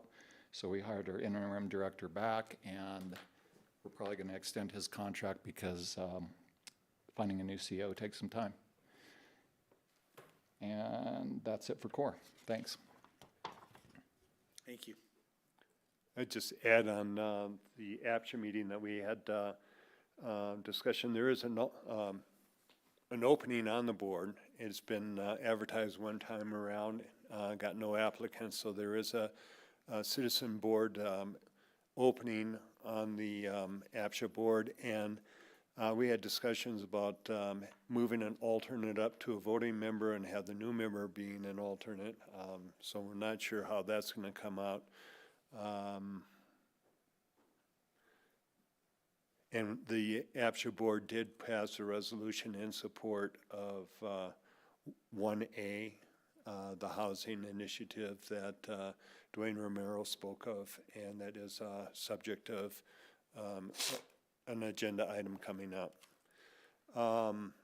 I attended, as I mentioned, the District 11 meeting of Colorado Municipal League down in Grand Junction, and part of that meeting is a roundtable, or each of the jurisdictions that's there gets up and says, well, what went on in our jurisdiction? So I'll give you just a couple of snapshots. Fruita is continuing to work on the north of the mountain bike trails and north of Fruita. Basalt is celebrating their river park and increased use and development of the river park, as well as their wildfire collaboration, and that includes Pickens County and Aspen and jurisdictions up and down the valley, and their solar array as well. Carbondale, celebrating arts community and housing on Highway 133, age-friendly Carbondale, community pool geothermal, and that they have a high percentage of Latino residents, and they have a Latino advisory board now that they're initiating. Cold Brand. How many times have we gone by the sign that says Cold Brand, and who all here has gone to Cold Brand? But they just lit up 21 miles of fiber, bringing fiber broadband into their community, and we'll start running it out to businesses and residences as well. They're celebrating law enforcement cooperation between Cold Brand and Mesa County Sheriff's Department, and their wastewater treatment plant they're working on as well. Crawford is reporting that they've worked on their ADA compliant website, and that's something that all of us have to work on. Palisades, multimodal focus, roundabout, wastewater, increase in sales tax, and they also are lighting up fiber in their community in Palisades. Grand Junction, again, fiber optics in the community, and they've done a tremendous job of redesigning and activating their city core. So I hadn't been downtown in Grand Junction for quite a while, and it was really interesting, and they're pedestrian friendly and have a lot of nice restaurants on pedestrian malls, and Thursday night market and music. So next time you're on I-70 heading west, maybe you should stop in Junction, spend the night there, and enjoy their vibe. That was, and I already mentioned that I volunteered the city. And one other thing, that the president's challenge with civility for last year, and Fruita had an ordinance for civility, and I've asked the mayor of Fruita to forward that to me, but have not seen that yet. That was CML District 11. Thank you. Other board reports, we have a RAFTA meeting this Thursday, so I'll be reporting back on that after our next meeting. Any other items from council members, board reports? Let's go to consent calendar this evening. The consent calendar this evening is resolution number 121. This is a fleet replacement for police Ford hybrid all-wheel drive Explorers. Resolution number 122, body-worn camera renewal contract, also for our APD. Resolution number 123, supporting a local planning capacity grant application. Resolution number 124, amendment number 9 to contract of 2021-150 with Cushing Terrell for the Lumberyard, and the draft minutes of September 24th. Are there any items that council members wish to pull for further discussion? 124, please. 1, 2, 4. Any others? All right. 124. Thanks, Rob. Tyler?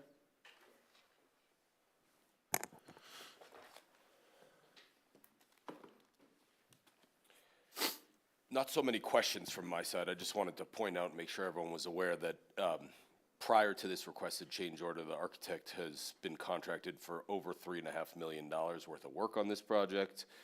The requested change order tonight is $405,000 in change. None of this is physical work on the site. From my perspective, an extraordinarily high amount of soft costs for a project of this scope. Want to make sure everyone's comfortable with spending our community's money this way. I acknowledge and understand that some of these are in response to items added and discussed during the approval process of Ordinance 10, but others are not. Others are construction administrative services for the abatement and demolition of construction. Not really sure why an architect needs to be involved in those processes. Anyhow, wanted to open that up for discussion, make sure everyone's aware of the magnitude of these dollar amounts that are being requested, and feels comfortable with them. Thank you. Robert, Tyler, any comments or clarifications around Bill's comments? I guess I'm happy to answer any specific questions you might have.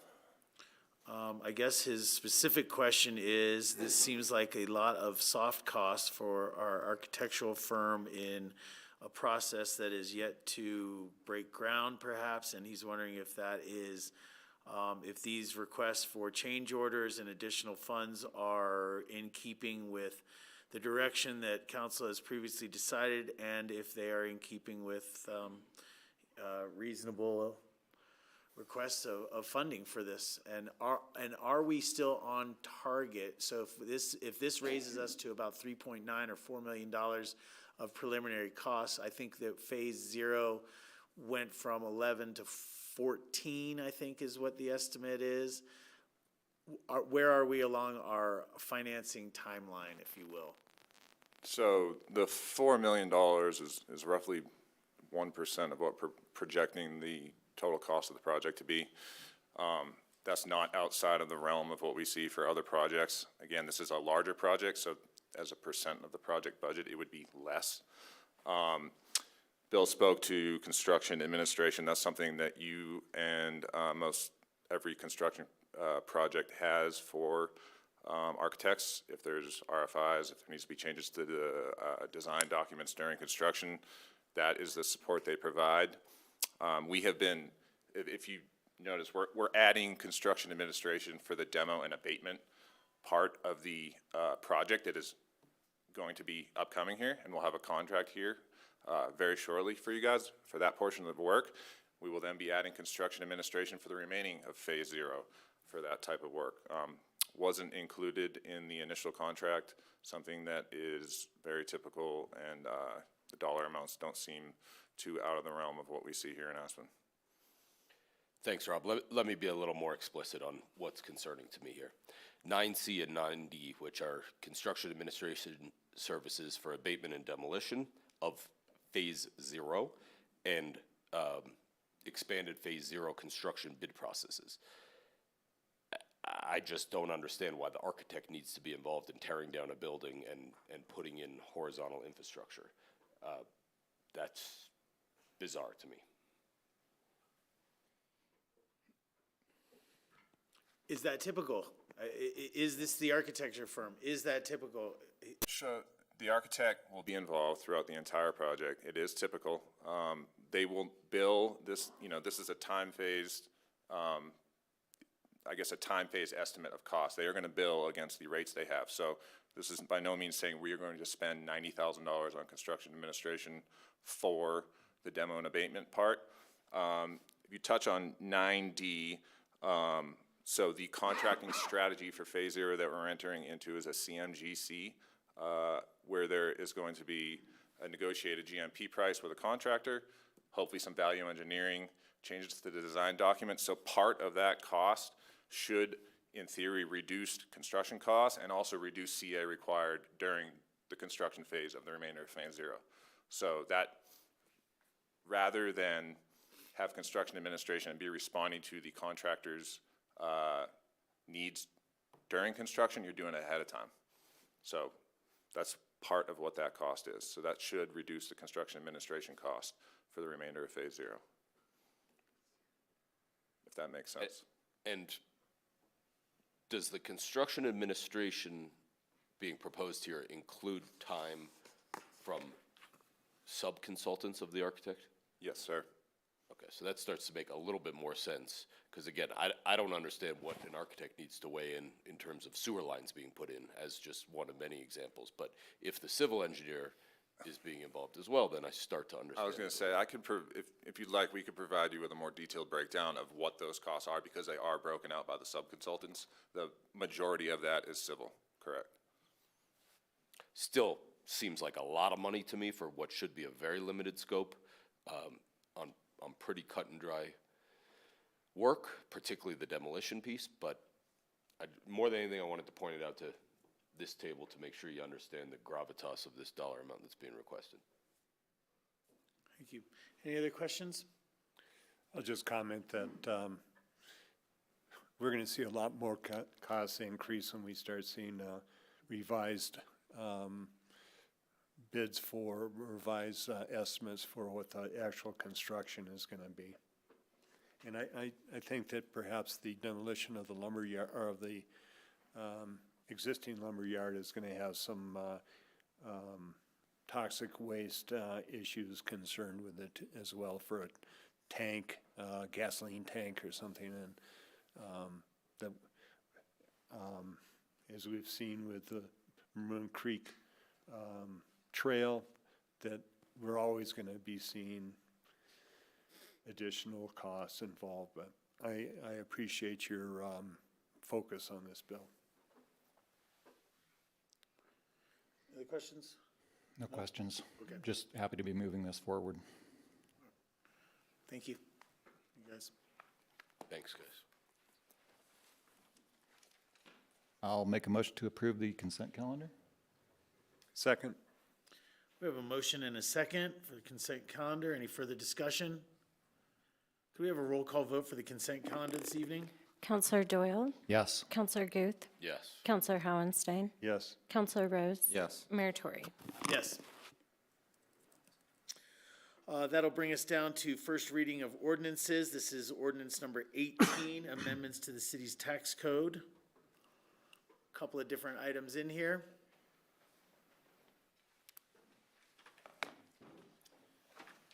Mayor and Council, Pete Strucker, your Finance Director. Ordinance number 18 is basically a continuation or advancement of a conversation we had back in June of 2024 with regards to migrating the city's sales tax collection over to the state process. And at that time, we kind of noticed that there were some potential benefits to the city in terms of maybe tax collection increases as a result of that. Some cost avoidance on our end and efficiencies. We could avoid putting in a new tax software program because we've been having some issues with our current program.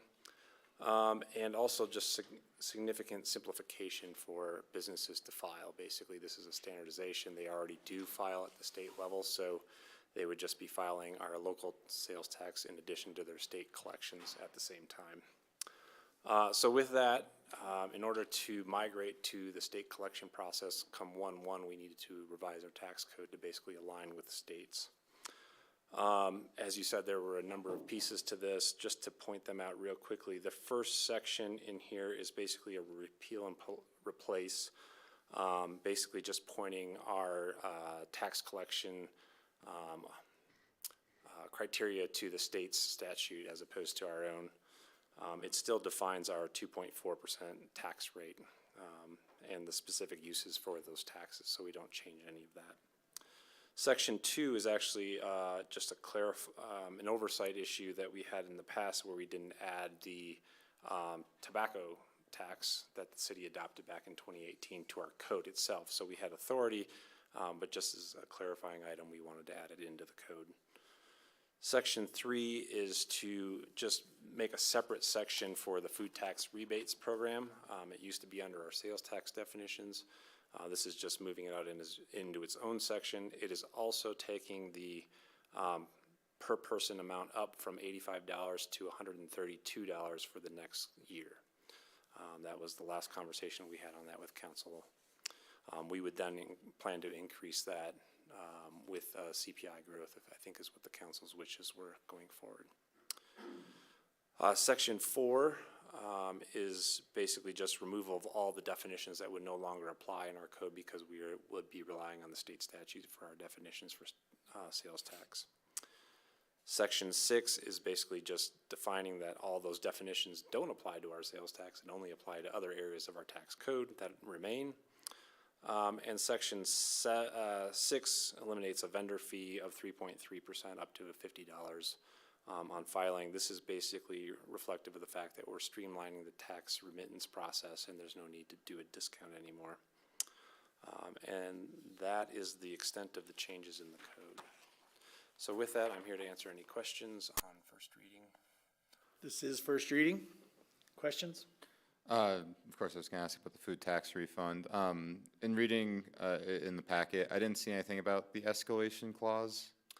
I can't recall, but if you want to include that for second reading, that's another option that we could do. Yeah, it's actually likely we have to bring back it to you each year as an annual action, rather than being able to have an automatic escalation of a payment out. So we can bring you back the nuances of that, but that's been a consistent situation we found ourselves in using CPI within the tax code. Is there anything you can do to make it an expectation in the ordinance? As Sarah said, we could potentially build this into the budget adoption packet and basically say if you'd like an increase, we can ask for the authority to cover that increase and set the expectation during the budget process. Yeah, I definitely like it asked every year because I'd like to see it in there, but if there's reasons why not, I guess I understand. And then, I mean, the 132 number, was that for this year? Because then by that notion, next year should be a little bit higher than that. I believe it's based on what's the available CPI information that we could build into the budget process. So with this recommendation of 132, that's the available tax CPI increase that we would have in time for setting the budget. So this would be the payment that we remit next year for this year's tax year. Okay, I mean, that checks out. I just wanted to make sure that it shouldn't be higher. But yeah, if it can be worked in for that expectation, or that'd be great, because I hope every council is asked to increase the food tax refund commensurate with the CPI. Thank you. Yeah, I agree with Sam. Thank you. You're welcome. Appreciate that. All right, this is first reading. I could use a motion for reading of ordinance number 18. So moved. Second. Motion, a second. Further discussion? Could we have a roll call vote for reading of ordinance number 18? Counselor Doyle? Yes. Counselor Guth? Yes. Counselor Howenstein? Yes. Counselor Rose? Yes. Mayor Tory? Yes. Ordinance 18, series of 2024, An ordinance of the City of Aspen, Colorado, amending Chapter 23 of the City of Aspen Municipal Code to provide for the Colorado Department of Revenue to collect city sales tax, remove vendors' fees, and to update the municipal code concerning taxes that will continue to be collected, administered, and enforced by the city. I move we adopt ordinance 18, series 2024 on first reading. Seconded. We have a motion and a second for ordinance number 18. Any further discussion? Could we have a roll call vote for ordinance number 18 on first reading, please? Counselor Doyle? Yes. Counselor Guth? Yes. Counselor Howenstein? Yes. Counselor Rose? Yes. Mayor Tory? Yes. Thank you. That'll bring us down to our action items. Tonight's first action item is resolution number 129, Armory Hall remodel and reuse schematic design progress.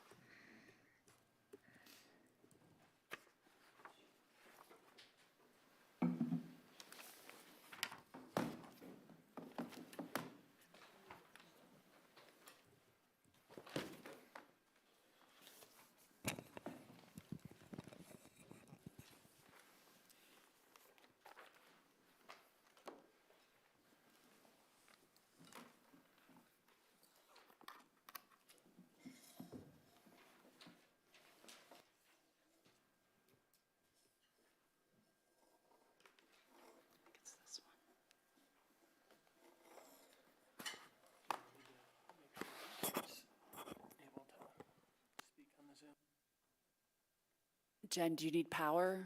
Because if you're going to display, please do it through Zoom.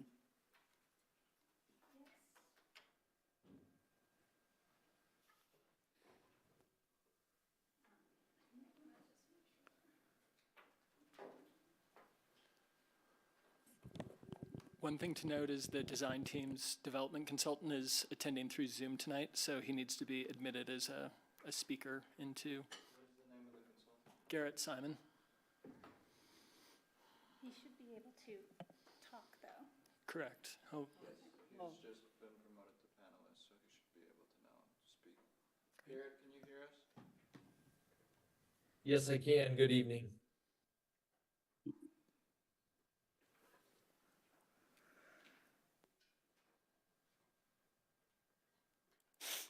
I'll do that.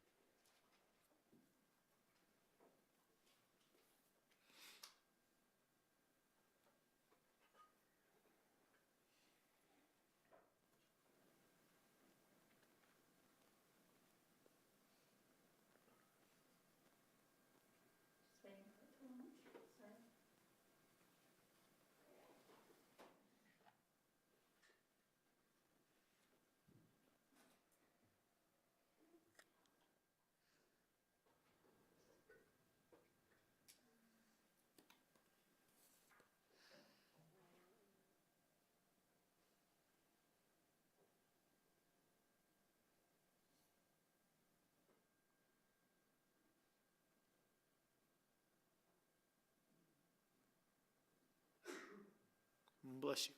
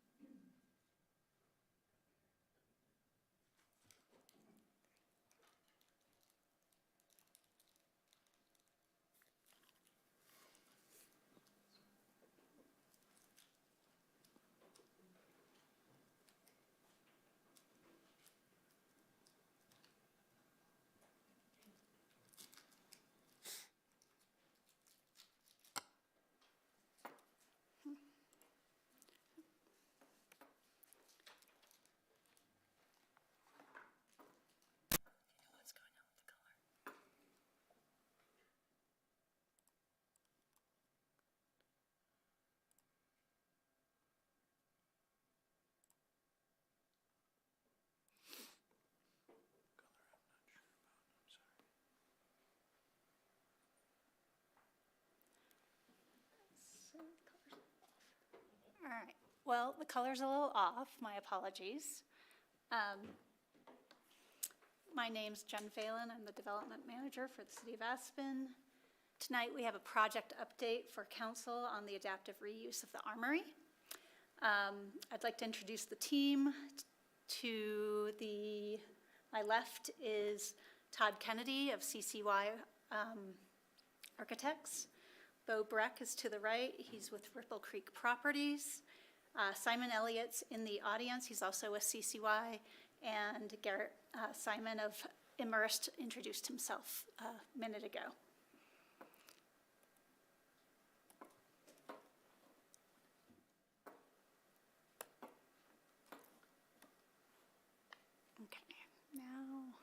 Okay. So tonight's agenda is to discuss the updated programming and the progress that the design team has continued to make based on council direction from an August work session. We'll be talking about the continued design development of the facades and we'll be showing you some initial interior concepts, 3D concepts of the interior of the building. We also will be doing an update on the operating budget. The most important reason we're here is we're looking to confirm some adaptive reuse direction of the building, of the progress that we've made so far. And we'd like to update you and confirm next steps for the project. All right. So with regard to what we are looking for tonight from council, we are looking to confirm the schematic programming of the project. We'd like to confirm the direction of creating an addition for the visitor center. We are looking for support for a facade development along Hopkins in the southeast corner of the building. We are also looking for confirmation of the public realm, the direction that has been taken, the progress that's been made along Hopkins, and the connection to Connor Park. And as I said, we'll confirm next steps. Right now, Todd is going to take over. He will be going over the bulk of the presentation with regard to the design and architecture. Thanks, Jen. Mayor, councilors, thanks for having us. We're excited to share our design progress with you on this exciting project for the community. This first slide we've created to really just provide a really high-level overview of how we've addressed comments that we received at our last work session. Starting with the main level plan, which is the plan in the upper right-hand corner. Probably the biggest and most notable change is the creation of an addition to the building. One of the directions that we got from council was that a visitor center for the city of Aspen should be accommodated on site. In our study and analysis of that, we felt that an addition of approximately 900 square feet on this main level suited the eventual feasibility of the project in the best possible way. The reason for this is that the visitor center likely has different and separate operating hours from the eventual operation of the community hall within the armory. And so we think that to create a space that is separate but connects so that those two spaces can have a symbiotic relationship, but the closed down visitor center does not impact the overall sense of vibe and energy within Armory Hall was a good step. As we move to the lower level, that addition repeats itself, creating 900 additional square feet of space at the lower level, which fills in for additional back of house space, including mechanical and electrical plumbing space. It's allowed us to preserve a flexible community space on this level that can accommodate banquets of up to 100 people or speaking events of up to 150 people, along with a multitude of other uses that we'll get into a little bit later. Maybe one of the other significant changes to the project, and that we heard and took the comments and feedback really seriously, is how does the Armory become more family friendly? You may remember our last iteration of the plan had a bar sort of as the anchor and central central element of the main level space. We've since rearranged some of the programming, taking one kitchen from the upper level, moving it to the main level so that we have a total of 3 kitchens on this main level with a much smaller bar tucked into the southeast corner. The reason for that small bar is to provide coffee service, a limited adult beverage service throughout the afternoon and into the evening. But the primary bar has moved up to the upper level to create a family-friendly atmosphere on the main level that doesn't focus around alcohol consumption. So again, the primary shift here is from 3 kitchens on the upper level to 3 kitchens on the main level with what we refer to as the secondary bar, with the primary bar and 2 kitchens moving to the upper level. Additionally, we've looked at introducing games, shuffleboard, and billiards to the mezzanine, along with a community lounge and a community flex space for community board meetings, for small events such as birthday parties or whatnot happening and occurring on the west side of the mezzanine. With that, we'll go to the next slide. This is a section through the building, and this is just to show that distribution of that community-oriented space, being the flexible community space in the lower level and its connection to the light well, as well as the dedication of the mezzanine to those community needs.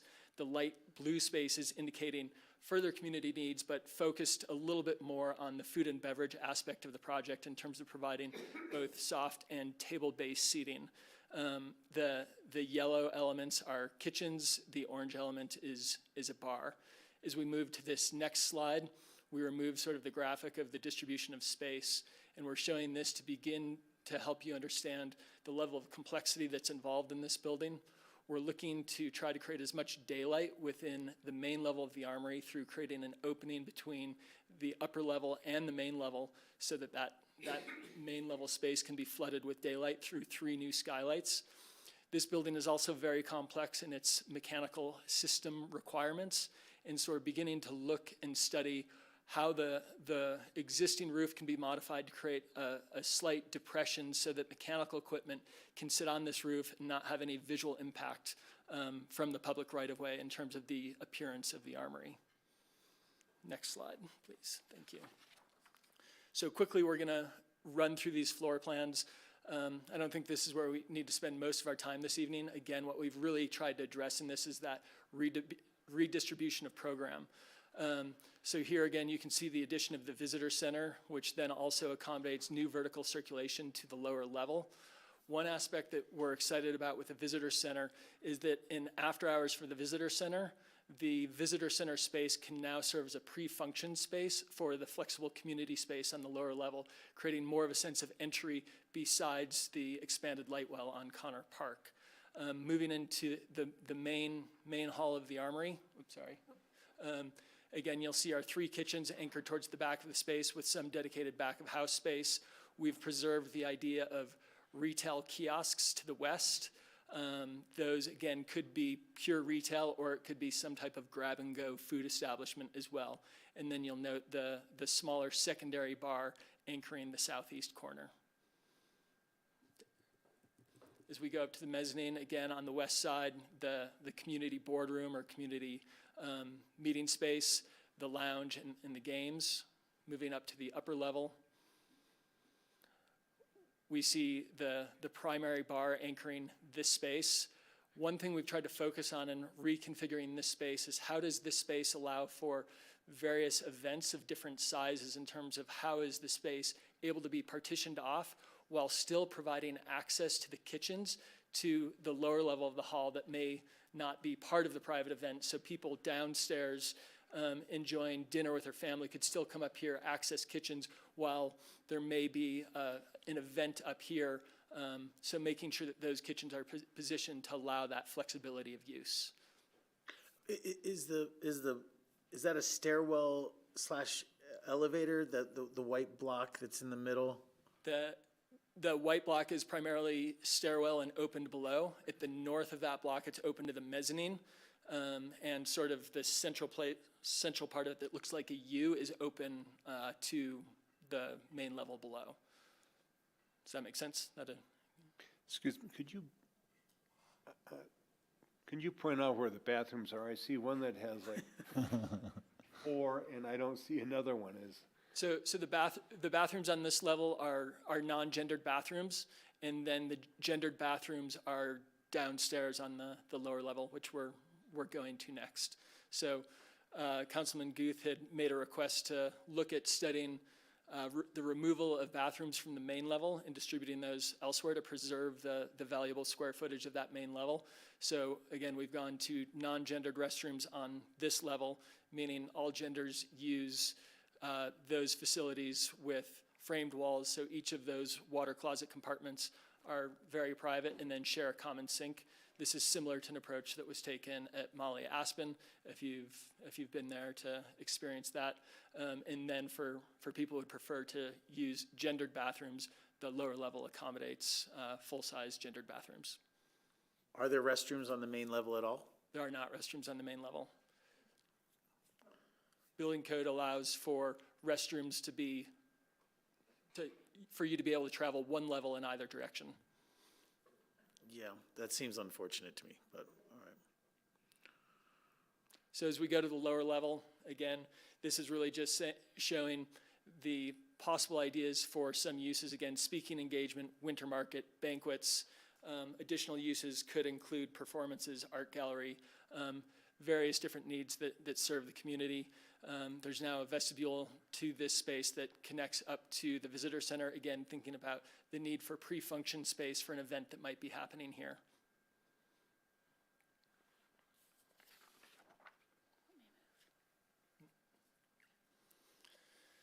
So as we move to the addition of the visitor center in the exterior of the building, we looked at this location for the visitor center for a number of reasons. One, historically, this is where additions have happened to the Armory in the past. In terms of the architectural expression of the visitor center, there's a small amount of historic sandstone on the base of the Armory on this galena elevation. So we wanted to pull out that sandstone, and much like the Elks building, the Wheeler and the Hotel Jerome use sandstone is a material, wanted to tie to that historic material that's used throughout Aspen's historic assets and pull that into the project. We use a storefront glazing system that allows the new addition to meet the Armory and still express the continuation of the existing brick wall that's there today. One of the things we were trying to do with the visitor center in this location in particular was use this architectural element as an opportunity to screen and minimize the impact again of a fairly large service area that exists behind this, as well as mechanical equipment that happens on this roof. The front portion of this building is about 6 feet, or this addition is about 6 feet higher than the back portion, allowing us to put mechanical equipment on that roof without it being visible from the Galena public right-of-way. Last point would be, in terms of going to the next slide, thinking about how this addition really defers to the historic building, the Armory. As we've been working with our historic preservation consultant, who couldn't be with us tonight because he's traveling abroad, John Feinberg with the Collaborative out of Boulder, Colorado. He's helped us define and understand the importance of the hierarchy of building elevations. He's helped us identify this building as what historic preservationists would refer to as the facade, meaning the predominant elevation of a building that often includes the most ornament, the most glazing, and oftentimes the front door of a building. So as we've looked at how we're impacting the Armory through this adaptive reuse, we've really focused on how do we treat the Galena facade as the jewel box, as something that we don't touch. It's simply about preservation and restoring this to its historic character. As we move around to Hopkins, probably through some of the discussion, we've started referring to the structural bays of the building as Bay 1 through 5, Bay 1 being the westernmost bay on Hopkins, Bay 5 being the easternmost bay. So that language may come back in as we begin discussion around the facade. Again, John Feinberg has helped us understand this elevation is secondary to the primary facade of Galena. One of the things that's to be noted about the Hopkins Avenue facade is that historically through time, this is the elevation of the building that has been most adapted to change with the use of the building. So we have looked at that as an opportunity to focus on how we create a successful project, create a community hall that's going to rely on visibility from the street, permeability from the street, to engage the interior of the building and think about how can we respectfully, while deferring to the historic asset, open up this side of the building to draw connections to the interior of the building. An important part of one of the changes we're suggesting is the reduction of the length of the roof extension along Hopkins Avenue. Currently, I think as most of you know, the roof extends out to about the middle of the right-of-way. And when the building was constructed in 1892, that roof extension stopped at the face of the building. We're proposing, as we'll see in our next slide, that that roof extension be pulled back to the face of the building, a new canopy and a new green space be added to protect from snowfall and roof drainage off of that, so that we can create an engaging outdoor space along the Hopkins Parkway. So again, that we're driving engagement and users into this building from the public right-of-way. This is our proposed elevation for that Hopkins Avenue facade. We had snapshotted some of these. On this particular elevation, we've got the doors in bays 3 and 4 open. Again, the coffee bar sits behind bay 5, and we imagine either on the south side or the east side that those would be service windows so that somebody could walk up to that window, grab a cup of coffee or grab and go burrito, whatever it might be, and head to the gondola, head to their office, whatever it is. Some of the intention of focusing our impact on 3, 4, and 5 is one about responding and relating to, the location and the decentralization of that bar element and locating that in the corner. It's also about the perception and the historic character of the building as perceived from Galena in minimizing the new proposed changes impacts on that Galena facade.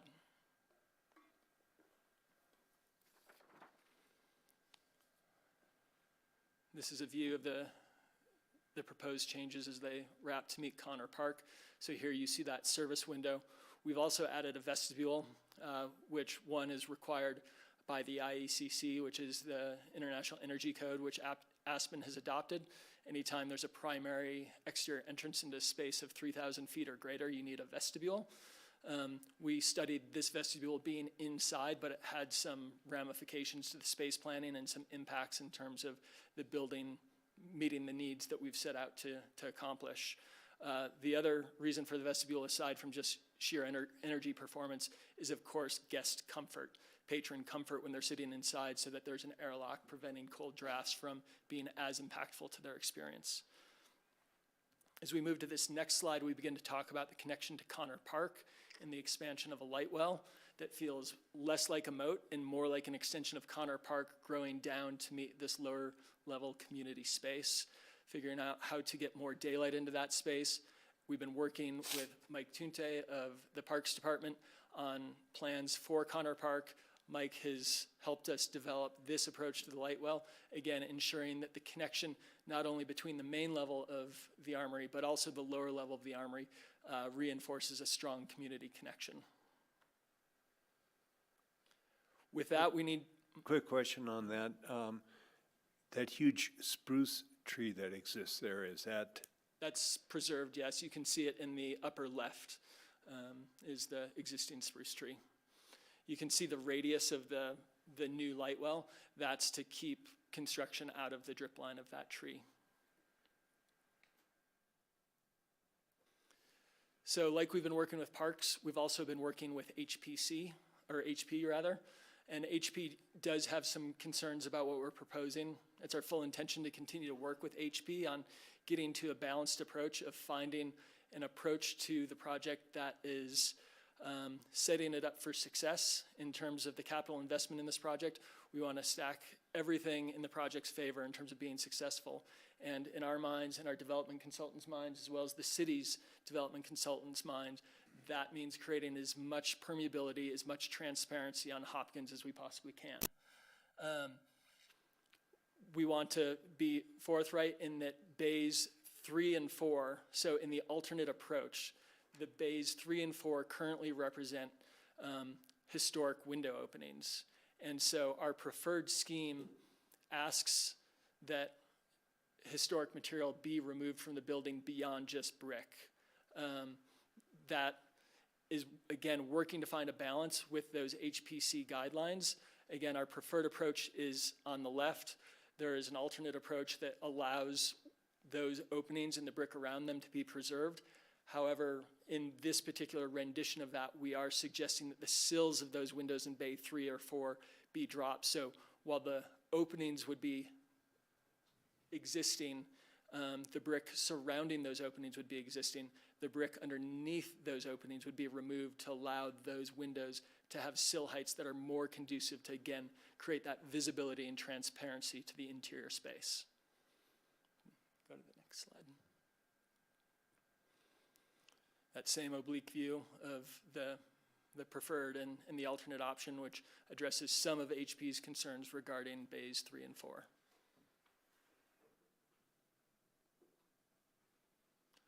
We've started to develop the interior. Our scope currently does not include the interior design of the armory, but through space planning, through the impact that a project like this has, there's certainly a character that's starting to evolve in terms of what is the structural system, how are the openings looking, what does the vertical circulation look like.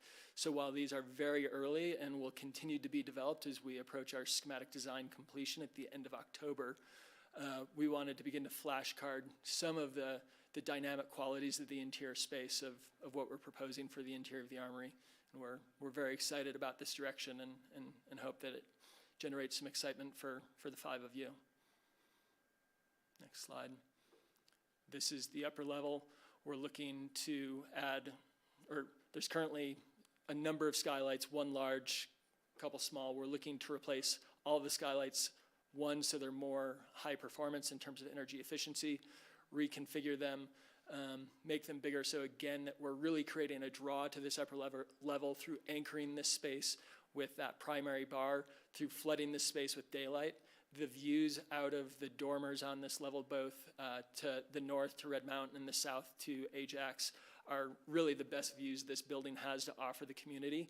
So I think between daylight, between the dynamic quality of the space, primary bar, our hope is to draw energy up to this upper level.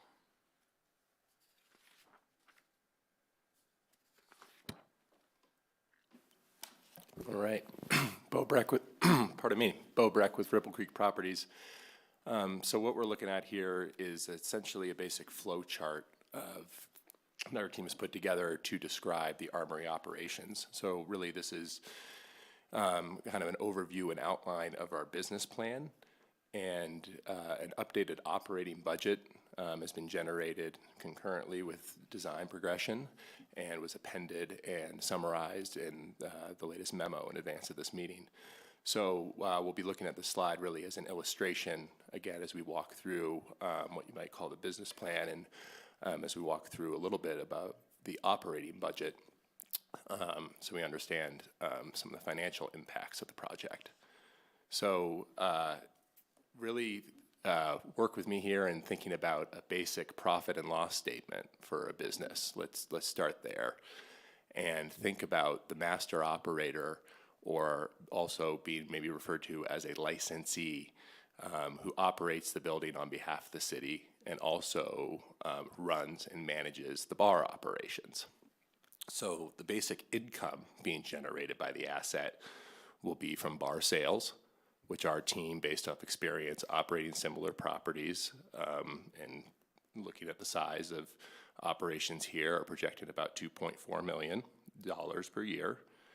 There is vendor rent being collected on the income side of the operating budget, or income side of the profit and loss statement. And that is $2,000 base rent per month for the food vendors and $1,000 base rent per month for the retailers. and then 10% percentage rent on gross sales for those vendors. At this time in the pro forma, we're assuming that kitchen vendors can achieve an average of $750,000 in gross annual sales, and we are not assuming any income yet from the retailers. So we certainly expect retailers to generate income, but for purposes of conservatism, we're not essentially forecasting any additional percentage rent off those spaces just yet at this time. The other income item would be private events. And so this by no means encompasses all the events at the Armory. The intention for the building is to be able to provide it for civic uses and for other, nonprofit uses at, perhaps a reduced fee or in some cases gratis. But we do believe that we can monetize events in the building for about $300,000 a year. So those are the big buckets of the profit side of the P&L statement for the building. The expense side are all the things that would go into operating the asset that you can think about. So all the staffing that goes into the building of not only running the bar, but running the common area and cleaning everything, utilities, contract services, etc. Then we have bar rent, and this is actually due directly to the city. So it's an expense for the building, but it's a direct revenue stream for the city. And based off of 12.5% of gross sales for the bar rent and our projected total revenue coming from the bar and events, that looks like about $340,000 a year at this time back to the city directly. Another key expense line item that we would direct you to in the budget is the management fee, which think about this as the operator or licensee profit or fee, and that's based off 5% of effective gross income. So really a market-based management fee, and that's due entirely to the operator. So income, less all operating expenses, bar rent, and licensee operator fee gets you to net operating income. And we're currently projecting that then, based off all those assumptions, at about $385,000 per year. This potentially could be shared. It could go directly to the city, or we're very cognizant and aware there's been discussion in the past about wanting to create as much buy-in from a licensee operator as possible, wanting to hopefully see if we can attract some skin in the game. And one way to potentially do that would be to then look at the net operating income line ultimately generated from the P&L statement from the building and working on a structure to share that with the operator. So they're motivated by bottom line operations, not just top line income. So that's really the overview of our operating budget. You could summarize our business plan by saying it's our schematic design package with working to find a master operator licensee to also run the bar and run the asset on behalf of the city, with creating as little direct management and day-to-day operational responsibility for the city as possible. And in the future, as we continue with our progression, we will eventually develop a full pro forma, which accounts for projected capital outlays, timing of those capital outlays, and ultimate capital structure of how this project will be financed. Bill? Thanks, Bo. In past meetings, there's been questions and conversations about subsidized rent and operating subsidies for this asset. Could you talk on both of those subjects briefly, please? Yeah, at this time, we don't feel there's any, we don't believe that the rent figures in our operating budget represent any sort of subsidized rent. Let's focus on the food vendors for a second, because I think that's where the most concern around this question comes. So we're looking at these individual kitchens or food vendors, again, paying $2,000 in base rent per year before the percentage rent. So that's per month, pardon me. So that's $24,000. Per vendor? Per vendor, you got it. Five vendors? Five vendors. That's, yeah, so you got it. So, so we're looking at, so focusing on the food, $2,000 base rent per month. That's $24,000 a year. Right now, we think that their sales, they can achieve about $750,000 on average. 10% of that's $75,000 a year. That's $99,000. These are about 300 square foot kitchens in terms of usable space. As we look at common area factor that might be allocated in the building to them, that's about another 600 square feet actually. That's kind of the nature of these types of assets, is all the common area. So $99,000 a year divided by 900 square feet is $110 per square foot in gross rent. Important to note that the gross rent structure, so no additional triple net expenses are on the tenant beyond just that base rent. And then the percentage rent is a way to really tie it to their operations and make sure that the overall rent payment isn't too burdensome for them, as sales fluctuate. Thanks. And then second question was on operating subsidies for the whole operation. None contemplated in the operating budget at this time in terms of subsidies from the city or other funds coming from outside income generated from the building. Is that addressing your question? It is. Thank you. Perfect. Council, I do want to be clear that at this time, this modeling is about what happens inside the building. It does not contemplate the surrounding area, so higher maintenance standards at Carner Park, snow removal, all of those general things we expect property owners to do in the core. Thanks. Property owners to be? Completing. So, right, sidewalk, snow removal is an operating cost of the building owner. So this pro forma is based upon what happens inside the walls of the building, not about any of those ancillary needs. So when you start to, for example, consider programmatic activity in Connor Park that has a higher standard, a higher service level, those are where you're definitely going to start seeing operating subsidies potentially coming in, or evaluating whether that becomes leasable space to incentivize another party to do it.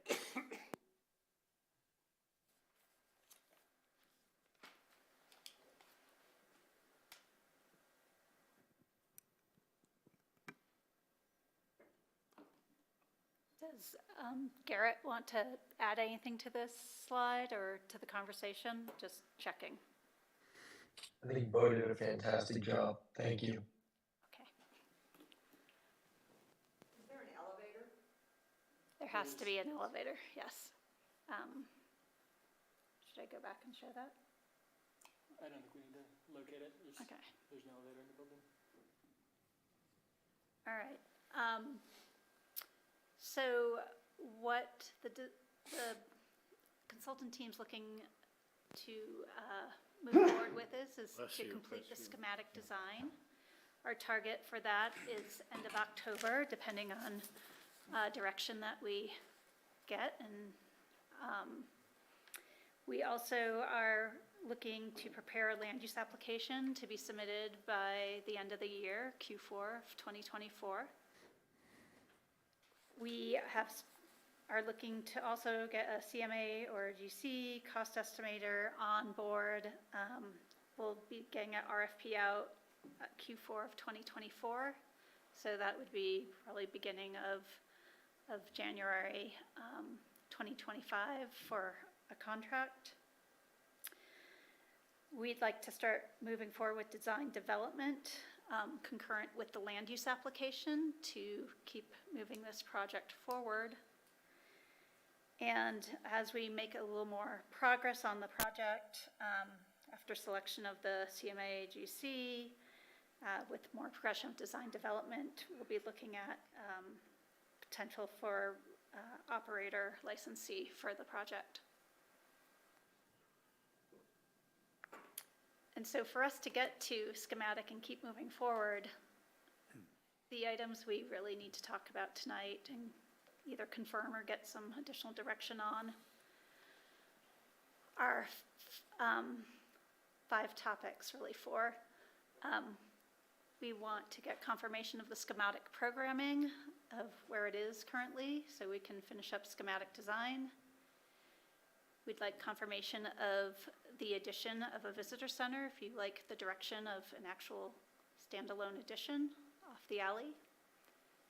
We're looking to get some direction for the facade development along Hopkins in the southeast corner, recognizing we're trying to balance a historic asset with the needs of the uses that will be going in this building in the future, and making that as successful as possible. We'd like confirmation of the public realm that you still like the bulb out on Hopkins, and the connectivity that we are looking at to incorporate between the public realm and Connor Park and the building. And then that you're comfortable with the steps that we're planning on taking with completion of schematic design to eventually looking at getting an operator on board again. All right, let's start with questions or comments, and then we'll get into some of these specific questions. Any general stuff? Firstly, awesome work. So excited to see this progress. Our community is really yearning for this project, and I'm truly excited to see that we're moving at a rapid pace and moving in the right direction. So thank you so much. General questions. Maybe we can flip back to some of the floor plan stuff as we go through this. That way I can make sure I capture everything, if you don't mind. Yeah. The first one comes to mind is the stair down in the visitor center on the main floor. I just wonder if that's extraneous. There's a stair really close that goes up and down, so do we really need it? I don't know if it's an egress thing or. That main stair actually doesn't continue down, so that stair that's missed that. Oriented to the Armory Hall, but located back in the visitor center, is actually the primary connection between the main level and the lower level. The wall that is to the west of that stair, we envision there being some type of gate there again, so that stair is always fully accessible. Even though that stair is enclosed within the footprint of the addition of the visitor center, we're really seeing that bit of additional square footage within the addition is being dedicated to the Armory, if that makes sense. Got it. And is the reason why you didn't continue the main stair down because it limits your programming ability in the lower level? Yeah, it's where the stair lands and how circulation then interferes with that lower level event space. Perfect. Thanks. I missed that piece, so thank you for that. I agree with that now. I'm generally fine with the visitor center location and that addition concept. Todd, you talked about the MEP equipment on the roof of the Armory. I would recommend that we consider the roof of that addition for MEP equipment as well. Anything that we can do to take pressure off the historic piece would be good in my mind. On that note, the materiality on the visitor center addition and even on the area under the new proposed canopy on the southeast feels a little too matchy to me. Like we're trying to really match the historic condition. I'd rather contrast it personally. Make it very obvious to the untrained eye that this is not historic and that it's a new piece. I like that contrast personally. So yes, there's some sandstone there. I get the notion, but I'd rather see something more contemporary and of our present time that is clearly not historic.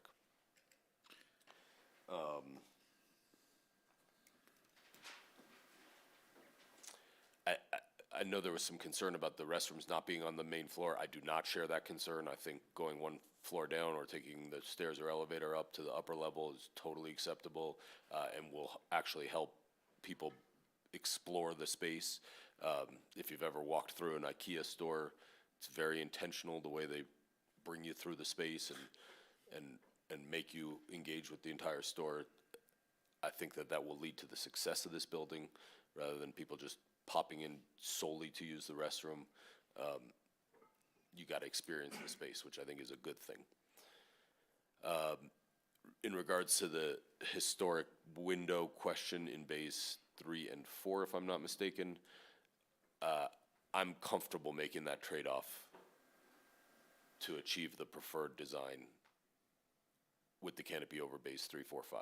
So would like to hear HPC's thoughts on this too, but that seems like a reasonable trade-off to me. Seems like a better design move than the separated canopies. I'm supportive of everything else you presented and think you did a great job. Thanks. Thank you. Thanks, Bill. Before we go further, I want to just check in with other council members. What is your take on what Bill was saying about the finishes, about a more, should we lean more towards modern or different differentiation from the historic resource, or were you more along the lines of what's been painted here, which is kind of modern elements but same palette and material perhaps? And I'm just going to start in order. What's your feeling just on that one topic? Well, Bill has a lot of experience in this space, and as I understand the HPC guidelines is that an addition should contrast and not be faux old. So I was curious how HPC reacted to and what their opinion was on the visitor center addition. And like Bill said, I think the guidelines want them to look at it and to know that it is not historic and that it is different. And just to clarify, there's not a land use application at this point, so there has been no discussion with the Historic Preservation Commission. Okay. HPC hasn't seen it, but historic preservation officers in the city have weighed in a little bit or been conferred about it. Correct. In their concern on the bays, removing the bricks on the windows in bays 3 and 4 on the alternate, they were all right with that. I'd say there's concern about removal of historic material. Preservation is about maintaining specific characteristics of the building. And Tori, you asking specifically for the visitor center? Or for Primarily for the visitor center. But really, it's just your overall take.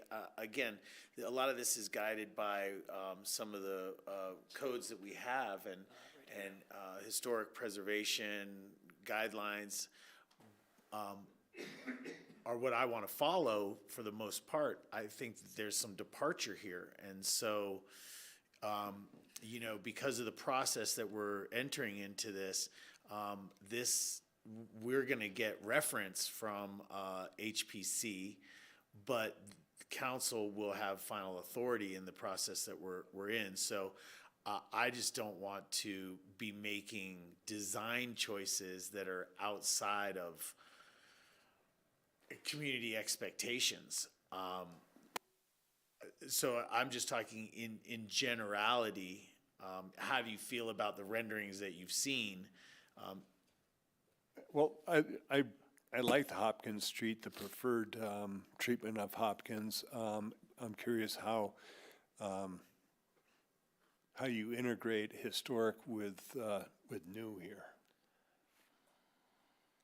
Just to chime in for a couple minutes to address some of the conversation, help create some clarity. In terms of our approach to this southeast corner and the use of the sandstone, one of the things we're trying to do is create a new, more modern intervention within the building that is harmonious. So the choice for the sandstone is about trying to find that harmony with the existing historic structure.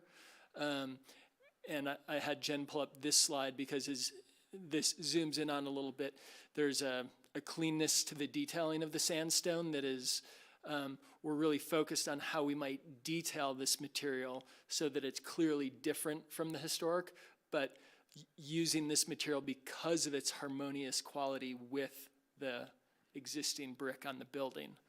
I do think it is fair in terms of our discussions with HP that there is a lot here that is pushing hard on the historic design guidelines.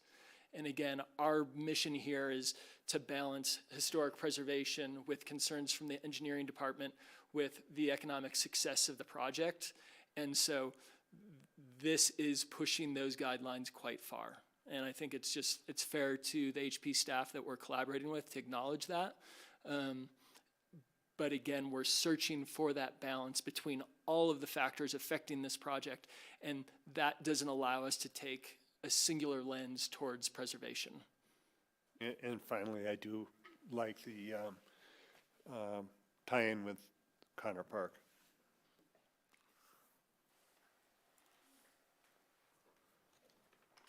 Okay, so I'm trying to think if you answered what I was asking you. General direction, are you more in favor of things that, I mean, even the color palette they're using and such, are you more in favor of separate and different development, or are you enjoying the renderings that you're seeing here? This is pushing the envelope here. I don't have an answer for that, Tori. I think separate but different, maybe changing the fenestration here to make it look that there's no mistake that it is a new addition. I'm interested in what HPC and HP, how that integrates. I'm not sure I know. I get you. On this topic? Yeah, overall. I want to know if Bill made some statements. Our team takes down a bunch of notes. They need to know if these suggestions are something that a council majority feels the same direction on. I like the direction it's going. I have one question. Great. Ask a question. So somebody said something about HPC has an issue with bays 3 and 4. Is that because those are the only bays that have not been changed in the past? That is correct. Okay. So I see the logic behind that, because every other bay has been changed in one way or another over the years, except for 3 and 5. You know, I look at these drawings and I see the difference between old and new here. And I do understand the issues that we're faced with, because, you know, ideally we want to preserve the whole building, but we also want it to function in the way that we're proposing as a food hall. So there have to be trade-offs made, but yes, I like the direction this is going, and I think the architects have done a really good job with, the sandstone looks different than the brick, and it looks contemporary compared to a 120-year-old building. Great job, thanks. Yeah, thank you. Sam? Preferred as far as that design and contrast. I think it looks good the way you've designed it now, but as it goes through the process, as long as it contrasts the building and we know it's a new addition, that's all that matters to me. Thank you. Yes, I kind of echo what Sam just said and how he said it, as a matter of fact. I like the direction that you're going. I thought that the visitor center did stand out for me as a modern element. I do think that there is some HP and HPC input that should be taken on this. As far as this other corner, this pushes it a little far for me as well. So I would be looking for some middle ground that satisfies historic preservation and does it in the appropriate way. But what I'm seeing on the exterior right now, I mean, maybe there's some modification to go because of input, but I think you're in the general right direction. I can see how this corner is a large departure from the historic resource. So this is a concern to me, but I would wait to hear from HP and HPC. Bill, can I ask your comments on this corner, on this Hopkins modernization for fenestration, and what do you feel about that? Yeah, I'm super supportive of it, and I also share the commentary that what the team has designed is very attractive. I just think that it might be better suited as more contrasting, just so that it's quite obvious to anyone what's new and what's original. Right. But I think this is very attractive and very thoughtful.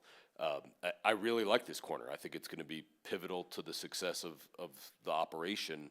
And I think, again, it is a trade-off. It's a compromise to sacrifice some of the original integrity of the facade. But I think it's a worthwhile trade-off. You know, this is a large project for our community. I think the flavor of the building, if you will, is still very intact. And even though this is a big departure, it's a big change in that southeast corner, you really can still tell that this is a historic building that we've added a new contemporary element to. Good. Did that answer your question? Morton? Yeah, thank you. Okay.